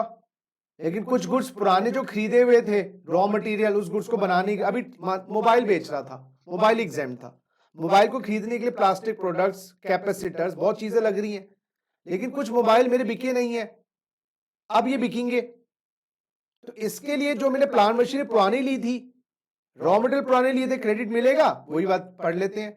Exam supply by registered person becomes taxable supply, person shall be entitled to take ITC of inputs जो स्टॉक में पड़े, capital goods on the day immediately preceding the date from which become taxable. तो 31 December 2019 तक आपकी supply exam थी, सुनो मेरी बात, और 1 जनवरी 2020 से सप्लाई टैक्सेबल हो गई है। कॉन्सेप्ट सेम ही है, लिस्ट बनेगी बच्चों 31 दिसंबर 2019 को, और आपको क्रेडिट कैपिटल गुड्स का भी मिलेगा और रॉ मटेरियल का भी मिलेगा। अच्छा, सारे मोबाइल बिक चुके हैं पुराने स्कीम में, एग्जेम्प्ट में, सारा रॉ मटेरियल खत्म, खपत हो गई सारे रॉ मटेरियल की। पुराने घर में ना पंखे बचे, पुराने घर में ना कोई रॉ मटेरियल बचा, पुराने घर में कुछ बचा ही नहीं, सारा नया का नया खरीद रहे हो, वो तो मिल ही जाएगा। बात समझ आ गई जी 18(1)(d) की? करिए प्लीज। Yes, sir. ठीक है चलिए। अब 18(2) क्या कह रहा है, ये आप पढ़ के मुझे बताओ। Yes, what is 18(2) saying? ये आप पढ़ के बताओ मुझे, व्हाट इज 18(2) सेइंग?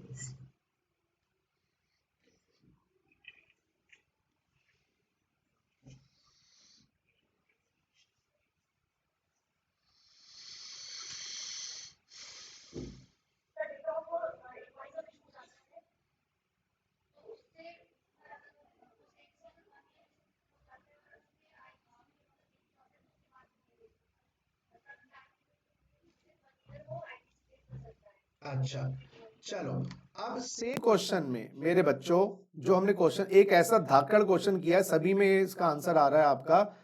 अब ये सेम क्वेश्चन में ये रॉ मटेरियल 1 जो खरीदा था ना, RM1 ये था 1/7/19 का, और लिस्ट बना रहे हैं मोर और लेस हर केस में 31 दिसंबर की। बाबा ये अगर मान लो रॉ मटेरियल ये स्टार्ट किया 15/3/2019 को ना, मैं मान लूं ये 15/3/2018 को स्टार्ट किया था बिजनेस, 15/3/18 मान लो, जो एक असम्पशन बनाओ, आ जाओ फोर्थ केस में लिखो। क्वेश्चन नंबर 4, एज्यूम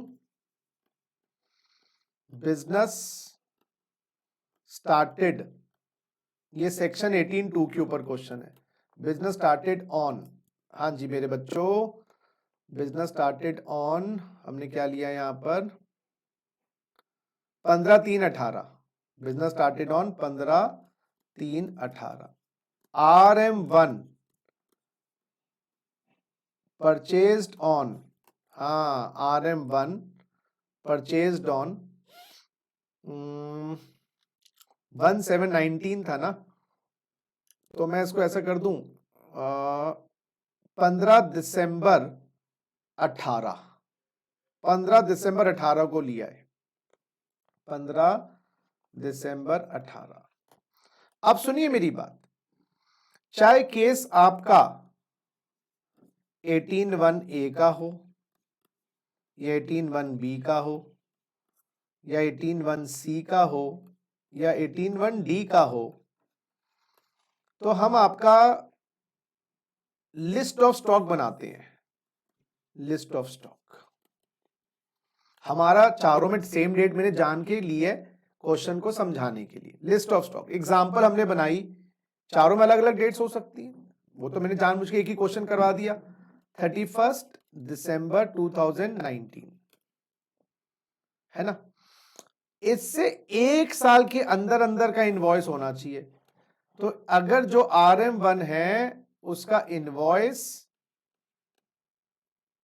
1 जनवरी 2019 ऑनवर्ड्स का होना चाहिए, जब आपका क्रेडिट मिलेगा, और आपका RM1 15/3/18 का है, तो जो आपका stock of raw material, stock finish goods में, स्टॉक वर्क इन प्रोग्रेस में पड़ा है, वो स्टॉक की खरीद लिस्ट के एक साल के अंदर अंदर होनी चाहिए। इस केस के अंदर गाइस ये जो 15 RM1 क्रेडिट अलाउड नहीं होगा, since invoice of RM1 is older than 1 year, credit cannot be transferred। तो ताजा माल बचा हुआ होना चाहिए। अच्छा माल ताजा बचा ही नहीं, बात ही खत्म, बचा हुआ भी होना चाहिए माल और ताजा भी होना चाहिए एक साथ, चाहे वो प्लांट मशीनरी का भी हो, प्लांट मशीनरी का भी हो, वो एक साल के अंदर अंदर इनवॉइस होना चाहिए। चाहे RM में, तो एग्जांपल RM1 का ले रहा हूं ना। ये बात समझ आई नहीं आई? एक और आगे भी है, थ्योरी भी पढ़ लेना जरा, थ्योरी भी पढ़ लेना। थ्योरी में क्या लिखा है जरा देखना। A registered person shall not be entitled to take ITC under subsection 1, ना 18(1)A का, ना B का, ना C का, ना D का, in respect of any supply of goods or services or to him after expiry of 1 year from the date of issue of tax invoice relating to date of issue। तो list की date और date of issue up to 1 year, हाँ, date of invoice और date of stock taking, date of stock maximum 1 year का gap होना चाहिए। बोलो जी, बात समझ आई नहीं आई? जल्दी बोलो। Yes, sir. चलो नेक्स्ट 83 क्या कहता है भाई, पढ़ना जरा। ये भी एक फायदा, एडवांटेज दिया गया है, लॉजिकल है, लॉजिकल है, क्वाइट लॉजिकल, पढ़ोगे समझ आएगा, पढ़ो, quite logical.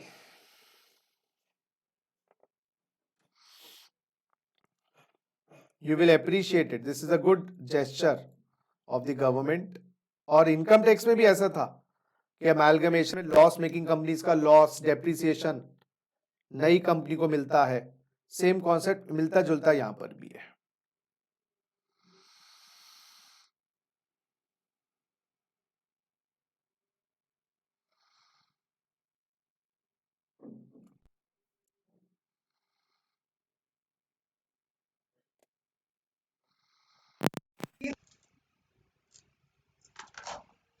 Yes, sir. Logical है, देखो जी, company company x limited amalgamate हो गई वाई लिमिटेड के साथ, तो इसका जो आईटीसी का बैलेंस था ना, आईटीसी का बैलेंस इलेक्ट्रॉनिक क्रेडिट लेजर में, वो ट्रांसफर हो जाएगा वाई लिमिटेड को। हाँ जी, पढ़िए जरा। Where there is a change in the constitution of a registered person, चाहे सेल हुई हो, मर्जर हुआ है, डीमर्जर हुआ है, अमेलगम, लेकिन लिखा है change in the constitution of the registered person. हाँ, चेंज इन द कॉन्स्टिट्यूशन, यानी कहीं ना कहीं आप अपनी एंटिटी को प्रोप्राइटरशिप से कंपनी में कन्वर्ट कर लो। हाँ, आप अपनी एंटिटी को पार्टनरशिप में कन्वर्ट कर लो, कंपनी से एलएलपी में आ गए। एलएलपी क्योंकि है तो आप ही। आज मैं फॉर्मल्स में आया हूं, कभी मैं जीन्स में आ जाऊं, कभी मैं धोती कुर्ता में आ जाऊं, बंदा तो मैं वही हूं, पर रूप बदल गया।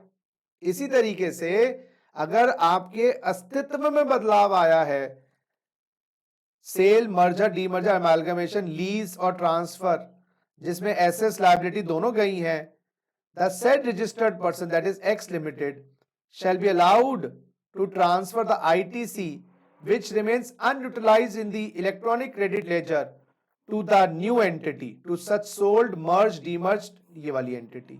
So you can transfer your credit as per the rules to the new entity. Yes, आगे पढ़ते हैं। अच्छा, फादर की डेथ के बाद क्या बेटे को मिल जाएगा? लिख दिया। Whether 18(3) of the Act provides for transfer of ITC which remains unutilized to the transferee in the case of death of the proprietor. तो clarification आ गई। For the purpose of 18(3), transfer of change in the ownership of the business will include transfer or change in the ownership of the business due to death of the sole proprietor. तो father की death के बाद बेटे को business मिल गया, तो ITC balance father का बेटा यूज कर सकता है। हाँ जी, नेक्स्ट। एक सेकेंड, ये तो ऐसे ही है, ट्रांसफर स्पेसिफिक ट्रांसफर, ये तो उसके लिए डिटेल्स और ट्रांसफर, ये तो प्रोसीजर है, ये तो प्रोसीजर है, इनके ऊपर पे कंसंट्रेट नहीं कर, कॉन्सेप्ट पे, ये कॉन्सेप्ट पे कंसंट्रेट करो। अब ये 18(4) गाइस उल्टा है, अभी आप टैक्स से नो टैक्स में आ रहे हो। हाँ, अभी आप लेवी जीएसटी करते थे, अब आप डोंट लेवी जीएसटी। क्या मतलब दोस्तों? अभी तक आप क्रेडिट ले रहे थे, अब नॉर्मल स्कीम में थे, अब आप कॉम्पोजिशन में आ गए, या आप अभी टैक्सेबल प्रोडक्ट बेचते थे, गवर्नमेंट एग्जेम्प्ट कर दिया, तो अभी क्रेडिट लेते थे, अब क्रेडिट नहीं लोगे। पढ़ते हैं जरा। Where any registered person has availed ITC opts to pay tax under 10, यानी कि आप कॉम्पोजिशन स्कीम में आ गए, और लिखो ऑप्ट्स फॉर, लिखो भाई ऑप्ट्स फॉर कॉम्पोजिशन स्कीम, लिखो भाई opts for composition scheme, opts for composition scheme. Yes guys, opt for composition scheme. और द वेयर गुड्स और सर्विसेज बिकम्स होली एग्जेम्प्ट, पहले आपके टैक्सेबल गुड्स थे, हाँ अब आप एग्जेम्प्ट गुड्स बन गए। वो समझिए मेरी बात, बड़ी अकलमंदी की बात है। अब जरा इस क्वेश्चन को 18(4) के क्वेश्चन को करें, आइए जरा। अभी तक हाँ है तो प्लीज एक बार हाँ करिएगा, समझ आई बात तो। Yes, sir. हाँ जी शौर्या, Yes, sir. तुम लोगों की बता Yes, दो, sir. तुम लोगों की ग्रेटनेस है कि तुम लोगों को मैं पढ़ा पा रहा हूँ, नहीं तो बच्चे इतने नालायक हैं आजकल कि तुम लोगों की हौसला अफजाई के कारण पढ़ाई हो पा रही है सच में, तो credit goes to you. To both of you, सच में। यार आप पढ़ा रहे हो, आप इंटरेक्ट नहीं करोगे तो भाई ऑनलाइन में तो क्या है, इंटरेक्शन चाहिए। मतलब आप ऑनलाइन और भी लेते हैं क्लासेस या मेरी ले रहे हैं खाली? सर आपकी ही सर। हाँ, अच्छा, तो वही मेरा कहने का मतलब है यार, अगर इंटरेक्ट नहीं करोगे, क्यों, तो फेस टू फेस में तो क्या होता है कि भाई ओए खड़े हो, ओए बैठ जा, ओए खड़े हो बैठ जा, वहां तो एंटरटेनमेंट वैसे ही हो जाता है। यहाँ पर ऑनलाइन में फीडबैक बहुत इंपॉर्टेंट, बच्चा ना उसको इंटरेक्ट करने के लिए कुछ बच्चे चाहिए होते हैं जो पकड़ के बैठाए रखो उनको, है ना। जैसे मैं बताऊं, अब तो मैं रिकॉर्डिंग स्टूडियो में बिल्कुल वैसे अपने आप कर लेता हूँ, लेकिन पहले क्या होता था, हम एक दो बच्चों को ना क्लास में बिठा देते थे पहले, कि रिकॉर्डिंग करनी है तो वो दिख रहा है मुझे कम से कम।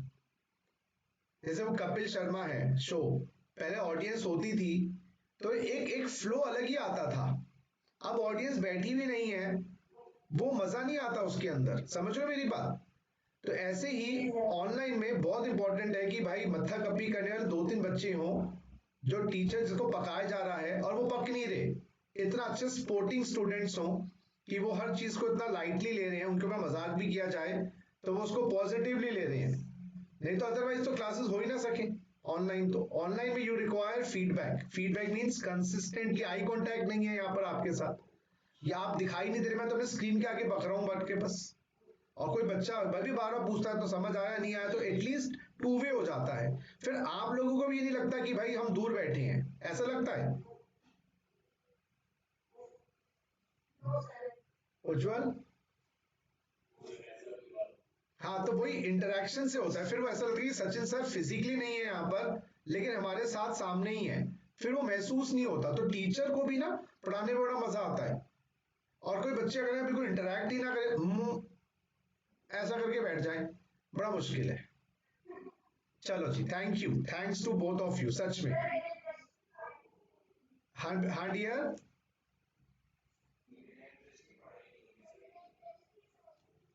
हाँ वही है, और ना पढ़ाने का मन करता एक्चुअली में। अगर सुबह की क्लास में उज्जवल ना हो ना और आप ना हो तो मैं पढ़ा ही ना पाऊं टेक, सच में। तो मैं हर क्लास में एक या दो अपने फेवरेट बच्चों को पकड़ लेता हूँ और उनको उनके पीछे पढ़ता हूँ, तो इस बार पूरा बैच निकल जाता है। नहीं नहीं, मतलब आप लोगों की भी इसमें भागीदारी है, हमारे सक्सेस में, हमारे प्रोग्रेस में, हमारी बैच में। सच में उज्जवल और शौर्य, ये तो मतलब वो ना स्वर्ण अक्षरों में नाम लिखा जाएगा आप लोगों का।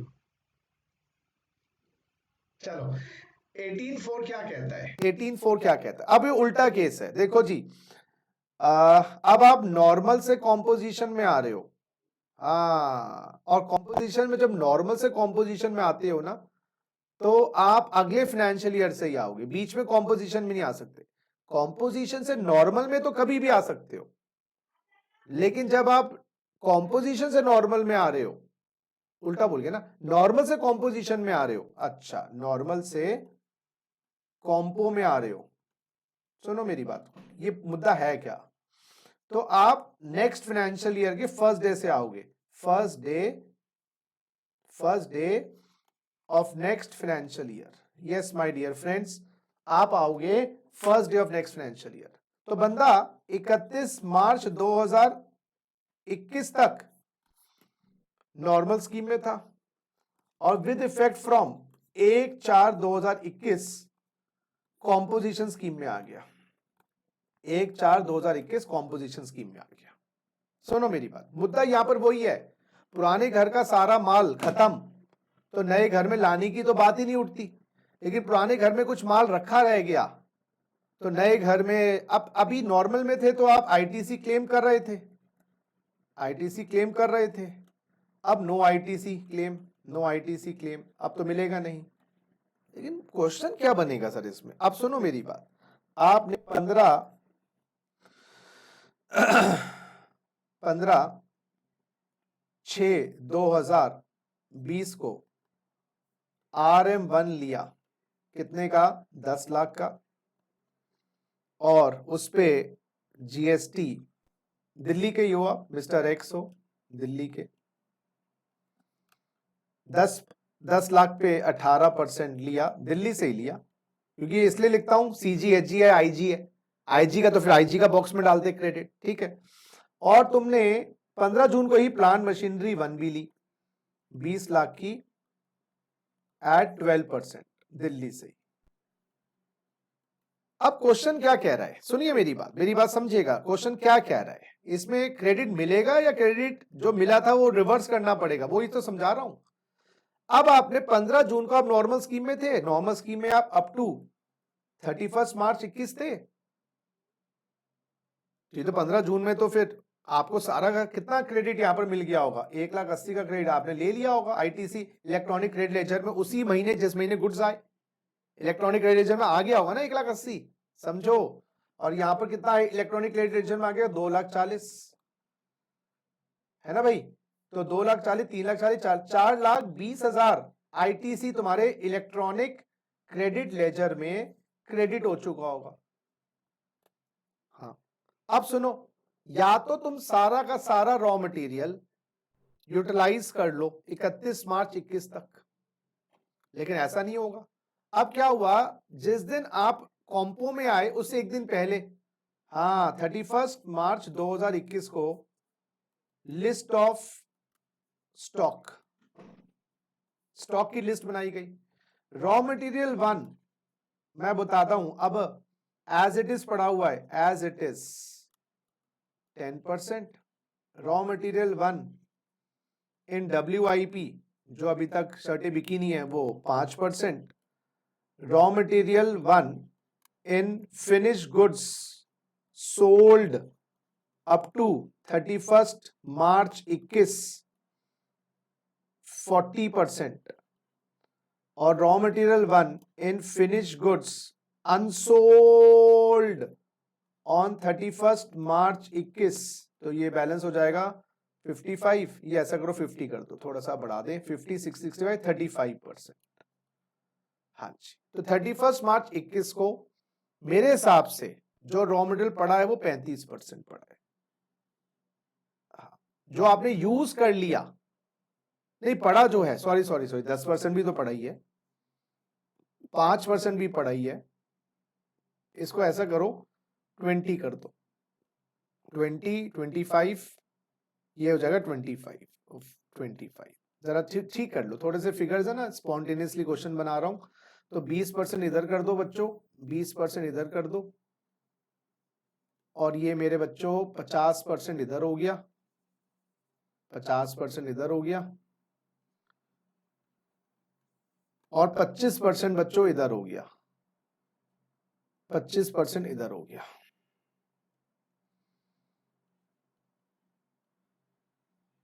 ठीक है, अब जो बिक गया है गुड जॉब, गुड, लेकिन जो बकाया रह गया मेरे हिसाब से तो 25-50 पर, अरे फिर 50-50 हो गया, शिट, इसको कर दो 15, तो 50 70 85, फिर ये 15 हो जाएगा, आंसर तो वही आएगा ना, नहीं आएगा इसको। अच्छा तब सोल्ड वाले को चेंज करना चाहिए था, रुको बेटा, सोल्ड वाले को चेंज करना चाहिए था हमें।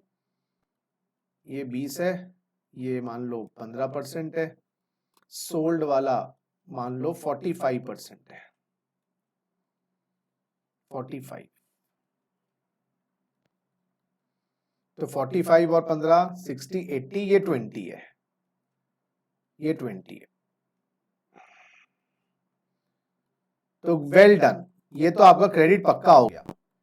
लेकिन जो अनसोल्ड स्टॉक है, अनसोल्ड स्टॉक है, वो रह गया आपका 20, अनयूटिलाइज कह लो, अनसोल्ड की जगह वर्ड में बोलो अनयूटिलाइज्ड, अनयूटिलाइज जिसका यूटिलाइजेशन नहीं, उसका क्रेडिट तो ले चुके हो, क्रेडिट तो 100% क्लेम कर चुके हो ना, 100% आईटीसी आपके क्रेडिट लेजर में आ गया, उसमें से निकाल लेंगे अब कितना, सुनिए 20 और 15 35 और 20 55% अनयूटिलाइज्ड है, तो 55% आईटीसी आपके क्रेडिट लेजर में से हटा दिया जाएगा। 55%, किसका 55%? 1,80,000 का रिवर्सल होगा क्रेडिट। तो क्वेश्चन क्या पूछ रहा है, डिटरमिन, अब 2 मिनट का टाइम दे रहा हूं, determine ITC to be reversed. अच्छा, जब हम नो टैक्स से टैक्स में आए तो आईटीसी मिलता है। अब जो मिल गया था वो छीन लेंगे। मैंने आपको 4 चैप्टर पढ़ाए थे और 400 रुपए की फीस थी, आपने 200 रुपए की फीस दी है, तो मैंने 2 चैप्टर आपके दिमाग से निकाल लिए। मैंने कहा 2 चैप्टर रहने चाहिए तुम्हारे दिमाग में। तो ऐसा हो सकता है, एग्जाम्पल में दे रहा हूं। ये पॉइंट समझ आया नहीं आया? मेरी बात समझो। Yes, sir. इससे समझ आया। अब आईटीसी रिवर्सल का अमाउंट बता दो बस मुझे, जो रिवर्सल होगा। थ्योरी पढ़ लो और आईटीसी रिवर्सल का बता दो, क्योंकि आपका कैपिटल गुड्स का भी आईटीसी रिवर्स होगा, क्योंकि कैपिटल गुड्स की लाइफ 5 साल है और आपने क्रेडिट अभी ले रखा है सारा, लेकिन 5 साल तो बिजनेस के लिए यूज ही नहीं हो रहा, तो कॉम्पोजिशन में आ गए। कॉम्पोजिशन में तो क्रेडिट मिलता ही नहीं है, तो कितना कैपिटल गुड्स का क्रेडिट रिवर्स होगा? तो आप यहां पर लिखना आईटीसी टू बी रिवर्स्ड। हाँ, ITC to be reversed of, my dear friends, of revenue goods या raw material 1 and ITC to be reversed of PM1। अब जो नए गुड्स खरीदोगे उनका तो क्रेडिट मिलेगा ही नहीं, जो नए गुड्स खरीदोगे तो क्रेडिट मिलेगा ही नहीं जो आपने कॉम्पो में खरीदे हैं। हाँ, खरीदने के बाद दोबारा नॉर्मल में आओगे फिर शिफ्ट कर देंगे। तो यहां पर तो क्लियर है बेटा, 55% ऑफ 55% ऑफ 1,80,000। तो 55% ऑफ 1,80,000, क्योंकि लोग ऐसा ना करें ना, पहले आप नॉर्मल में आ जाओ फिर कॉम्पो में आ गए, क्रेडिट सारा ले गए। तो हो सकता है आपको ओरिजिनली कॉम्पो में ही आना था, लेकिन जान के पहले नॉर्मल में आए, क्रेडिट खा गए, फिर कॉम्पो में आ जाओ। ऐसा नहीं, क्लास में आना था नहीं, पार्टी के नाम से आए भाग लो। मैंने कहा ना भाई, पार्टी के नाम से आए पढ़ना भी पड़ेगा। हाँ जी, आईटीसी भी टू बी रिवर्स। तो आपने PM1 में कितना अलाउ, कितना आईटीसी ले चुके हो? आईटीसी क्लेम्ड, आप ऑलरेडी क्लेम कर चुके हो मशीन पे 2,40,000। हाँ जी, तो अब गवर्नमेंट कहती है 5% रिटेन कितना कर सकते हो? रिटेन कितना कर पाओगे बताइए, कितना रिटेन कर पाओगे?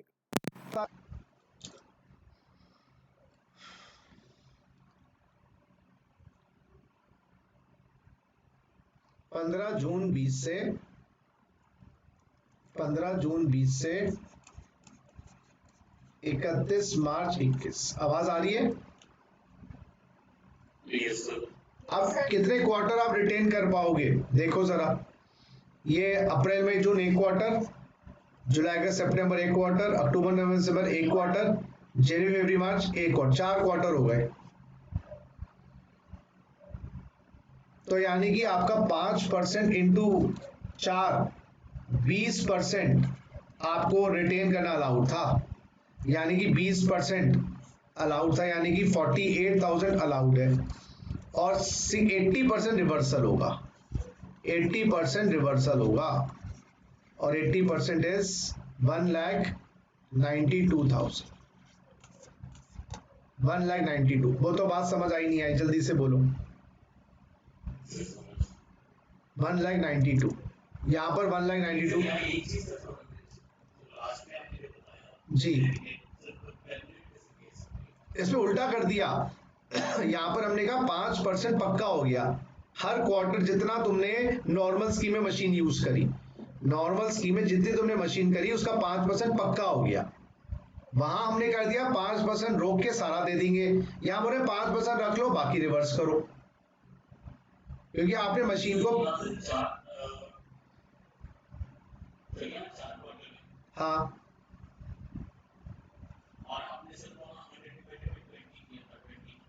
5% पर क्वार्टर है ना बेटा, 5 साल की भैया 100% क्रेडिट होता है, और एक साल में 4 क्वार्टर तो 20, 5% आ गया ना पर क्वार्टर।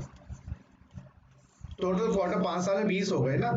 इसका मतलब ये है अगर आप 5 साल नॉर्मल स्कीम के बाद कॉम्पो में आओ, 5 साल नॉर्मल स्कीम में रहो फिर कॉम्पो में आओ, तो रिवर्सल नहीं होगा ना, क्योंकि आपने पूरे 5 साल शिद्दत से मशीन को बिजनेस में इस्तेमाल किया। बात समझ आई नहीं है? जल्दी बोलो।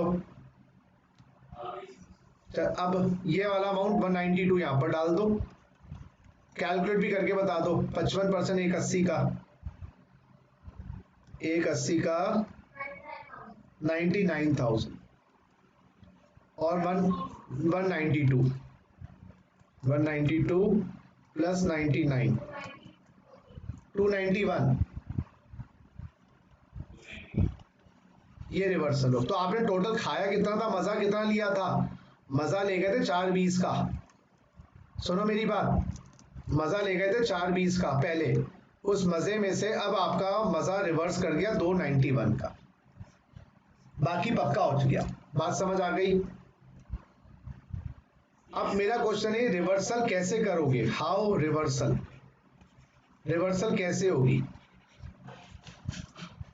क्वेश्चन ये है। ये 291 सरकार तक पहुंचेंगे कैसे? या तो हम 291 को डेबिट कर देंगे आपके इलेक्ट्रॉनिक क्रेडिट लेजर में, हाँ डेबिट कर देंगे इलेक्ट्रॉनिक क्रेडिट लेजर में। तो आपके इलेक्ट्रॉनिक क्रेडिट लेजर में टोटल बैलेंस जो भी था, वैसे तो टोटल 420 में आपने यूज कर लिया होगा ना कुछ, तो उसमें डेबिट कर देंगे 291, लेकिन आपके इलेक्ट्रॉनिक क्रेडिट लेजर में इतना बैलेंस होना चाहिए, नहीं तो डेबिट करवाओ, debit from electronic cash ledger, cash ledger में फंड्स डालो और कैश लेजर से पे करके आओ। बेसिकली पॉइंट क्या है, समझने की कोशिश करो, समझने की कोशिश करो। अगर मैं आपको एग्जांपल के तौर पे समझाऊं, बिग बाजार से 100 रुपए का कूपन लिया, 100 रुपए का कूपन डिस्काउंट वाउचर, गलती से उन्होंने कूपन 120 का लगा दिया, तो बिग बाजार का फोन आ गया, गुप्ता जी 20 रुपए आपसे बकाया है, या तो मैं 20 रुपए पे करके या मेरे पास ऑलरेडी कूपन पड़े हुए हैं, ऑलरेडी अदर कूपन्स, उसमें से 20 रुपए माइनस कर देता हूं। दो तरीके से रिवर्सल होता है बेटा, या तो इलेक्ट्रॉनिक क्रेडिट लेजर में डेबिट करो या आप इलेक्ट्रॉनिक कैश लेजर से इसको जमा करवाओ। तो आपके आउटपुट टैक्स में ऐड कर देंगे हम, अप्रैल का जो आउटपुट टैक्स निकलेगा ना उसमें 291 ऐड कर देंगे, आपकी इलेक्ट्रॉनिक लायबिलिटी रजिस्टर में आ जाएगा और फिर कैश लेजर से उसका भुगतान करके आओ। बेसिकली दो तरीके हैं। तो आपकी क्रेडिट लेजर में पैसा है इतना तो वहां से रिवर्स करो, क्रेडिट लेजर में पैसा नहीं है तो कैश लेजर में पैसा डाल के आप उसका भुगतान करके आओ। आइए जरा आइए जरा अब पढ़िए जरा, where an registered person has availed ITC opts to pay tax under 10, या वही सर्विस एग्जेम्प्ट हो गई, he shall pay an amount by debit in the electronic cash credit ledger or electronic cash ledger equivalent to the credit of input tax and on capital goods reduced by such percentage points on the day preceding the date of exercising the option, on the date preceding the date, and after payment of such amount balance of the input tax credit if any lying in the electronic credit ledger shall lapse। हाँ जी, आपके electronic credit ledger का balance खत्म कर देंगे आगे। अब ये नहीं कि 2 साल के बाद नॉर्मल स्कीम है तो कैरी फॉरवर्ड हो जाएगा, क्या मतलब सर? गाइस सुनो, आपके इलेक्ट्रॉनिक क्रेडिट लेजर में 3 लाख रुपए पड़े हुए हैं, तो इसमें से 291 हटाकर रिवर्स करके 9,000 रुपीज जो ईसीएल के हैं, इलेक्ट्रॉनिक क्रेडिट लेजर के, ये लैप्स हो जाएंगे, डेड हो जाएंगे। ये नहीं है कि आप सोचो कि अगले साल के बाद फिर नॉर्मल में आ जाए तो वो 9,000 भी मिल जाएगा ना। तो अगर आप नॉर्मल से कॉम्पो में आ गए, रिवर्सल करने के बाद जो ईसीएल का बैलेंस होगा, क्रेडिट लेजर का बैलेंस होगा, वो लैप्स हो जाएगा, डेड हो जाएगा। चलिए आइए जी एक पॉइंट और करवाते हैं जी, सो दैट आपको समझ आ जाए। 18.6 करवाते हैं, ये सेक्शन पूरा हो जाएगा, फिर नेक्स्ट क्लास में चैप्टर भी खत्म हो जाएगा। 18.6 करवाते हैं, चाहिए आइए जी 18.6 इसका भी क्वेश्चन करवा दूं क्योंकि आज सारे क्वेश्चन फिर आप प्रैक्टिस कर पाओगे, क्वेश्चन सारे हो जाएंगे आज। 18.6 गाइस, आपकी date of purchase of plant and machinery, yes guys 15 June 2019। Cost of purchase, yes my dear friends 10 lakh plus my dear friends 12% GST, 12% GST, 10 lakh plus 12% GST, अच्छा, sold on 15/10/2020 for rupees 3 lakhs, and on this date GST is also 12%. अब दोस्तों आपको बताना है determine amount of ITC to be reversed. Logic क्या है guys, last question of the day, कि जो प्लांट मशीनरी कैपिटल गुड्स है 5 साल तक आपको रखने अपने पास, 5 साल से पहले बेच दे तो ITC रिवर्स. लॉजिक क्या, लोग खरीदेंगे प्लांट मशीनरी, क्रेडिट लेंगे, बेच देंगे, तो गवर्नमेंट कहती है 5 साल से पहले बेचना allowed in, lock in period है, लॉक इन पीरियड है 5 साल. अगर 5 साल से पहले बेच दिया तो रिवर्स करेंगे. आप मुझे बताओ थोड़ी सी अपनी अकल लगा के कि आपने ITC कितना ले लिया होगा. ITC कितना क्लेम कर लिया होगा? 1,20,000. 1,20,000 बिल्कुल सही. और वो आपने जून के महीने में ले लिया होगा, इलेक्ट्रॉनिक क्रेडिट लेजर में डलवा दिया होगा. अब गवर्नमेंट कहती है देखो रिवर्सल का अमाउंट निकालना पड़ेगा. रिवर्सल अमाउंट कितना? वही आपने 1,20,000 क्लेम किया, इसमें से माइनस कर दें गाइस, इसमें से माइनस कर दें जितना आपको अलाउड है 5% पर क्वार्टर ऑब्लिक पार्ट. 5% पर क्वार्टर ऑब्लिक पार्ट हम आपको अलाउ करें रिटेन करना. कितने क्वार्टर इस्तेमाल कर चुके हो? 15 जून 19 से 15/10/20 करो जरा. 15 जून 19 से 15 गाइस 15/10/20 कितने क्वार्टर बन गए जरा?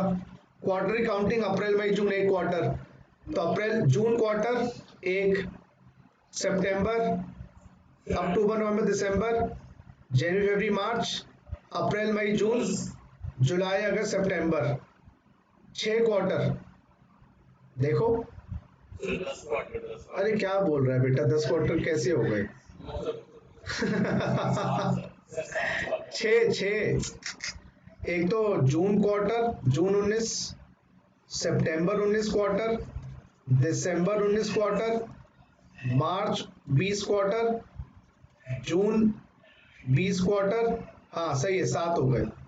और जून सितंबर 20 क्वार्टर और दिसंबर 20 क्वार्टर. 1 2 3 4 5 6 7 क्वार्टर. तो 5 क्वार्टर इंटू 7, 35% आप रिटेन कर सकते हो गाइस. 65% रिवर्सल करेंगे.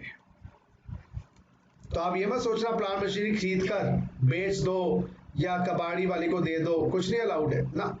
1,20,000 का इंटू 0.65, 78,000 रुपए वापस देने पड़ेंगे.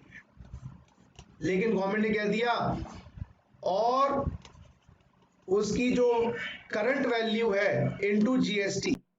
हाँ, current value into GST, whichever is higher reverse करना है. और करंट वैल्यू कितनी की अभी बेचा है आपने, कितने का? 3 लाख का 12%. 3 लाख का बेचा है ना, तो 3 लाख का 12%.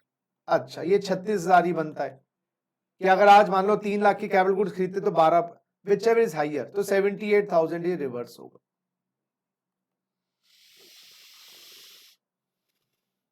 पढ़ो जरा इसको, ये लास्ट टॉपिक है. अब आप सारे ITC के क्वेश्चंस कर पाएंगे. एक बार जरा मैं थ्योरी पढ़वा दूं. सॉरी कॉपी हो गया? Yes, sir. चलो आ जाओ. पढ़ना जरा. इन केस ऑफ सप्लाई, ओरे लो लो लो लो लो, सप्लाई कर दिया तुमने. सप्लाई मतलब वही सेक्शन 7 ऑफ कैपिटल गुड्स और plant machinery on which ITC has been taken, the registered person, ITC लिया हुआ है, नहीं लिया तो बात खत्म, shall pay an amount equal to the ITC taken reduced by percentage points or tax on transaction value of the capital goods, जो current value है उसकी, current value whichever is higher, same हमने बता दिया, current value into GST. अच्छा next, provided in case of refractory bricks, moulds, dies, jigs, fixtures are supplied as scrap. ये machine के ना अंग होते हैं, प्लांट एंड मशीनरी के या कैपिटल गुड्स के पार्ट होते हैं। क्या? मोल्ड्स, सांचा जिसमें वो लिक्विड मेटल डाल के शेप दी जाती है, डाइज काटने के लिए जो मशीन के पार्ट्स होते हैं। इनको अगर कबाड़ी वाले को दे दिया तो आप, ऑप्शन है, ट्रांजैक्शन वैल्यू को टैक्स दे सकते हो। ओए तो ये वाला जो वैल्यू है आप दे सकते हो, यानी कि इनके लिए लेसर है। ओ अगर यही सुनो, एज्यूम करो ऊपर वाले केस में it is mould sold as scrap, वहां पर ये कंडीशन है, तो रिवर्सल होगा विच एवर इज लेस। हाँ अब मेरे बच्चों इसको मान लो ए, इसको बी, हाँ जी, तो मान लो ए और बी, ए, अरे काम मर गया, हाँ जी, ए, रुक जा भाई, ए और B whichever is less, तो वहां पर चलो कहते हैं, गवर्नमेंट कहते हैं रिवर्स कर दो 36,000 रुपए। अच्छा तो जनरली हाई रिवर्सल चाहिए होता है, लेकिन मोल्ड्स हैं, डाइज हैं और ये फिक्सचर्स हैं जो पार्ट्स होते हैं, अगर इनको स्क्रैप के रूप में बेचा जा रहा है तो विच एवर इज लेस कर दो जी। बोलो जी, बात समझ आ गई क्या? हाँ जी मेरे हौसला अफजाई वाले बच्चों, नहीं वो तो बाकी तो बाद में देख लेंगे ना। हाँ हाँ मैं हौसला, मैं क्या, अभी तो बात की बच्चे फिर वो उसमें देखते हैं ना रिकॉर्डिंग में। चलो बच्चों, तो बोलो जी, अब आप इसकी क्वेश्चन प्रैक्टिस करिएगा। नेक्स्ट क्लास में आईटीसी का चैप्टर को हम रीकैप करवा के फिनिश करवाएंगे। वैसे इसमें कोई मेजर चीजें नहीं रह गई हैं, फिर भी आराम आराम से, हौले हौले प्यार होता है, हौले हौले पढ़ाई होती है, जब भी कुछ आगे चीज बढ़ती है, टाइम मिलेगा तो अगली क्लास में हम नया चैप्टर भी शुरू कर सकते हैं। अब आप आईटीसी के क्वेश्चंस करिएगा, तो नेक्स्ट क्लास में आईटीसी के क्वेश्चन प्रैक्टिस भी करवाऊंगा। थैंक यू जी, थैंक यू।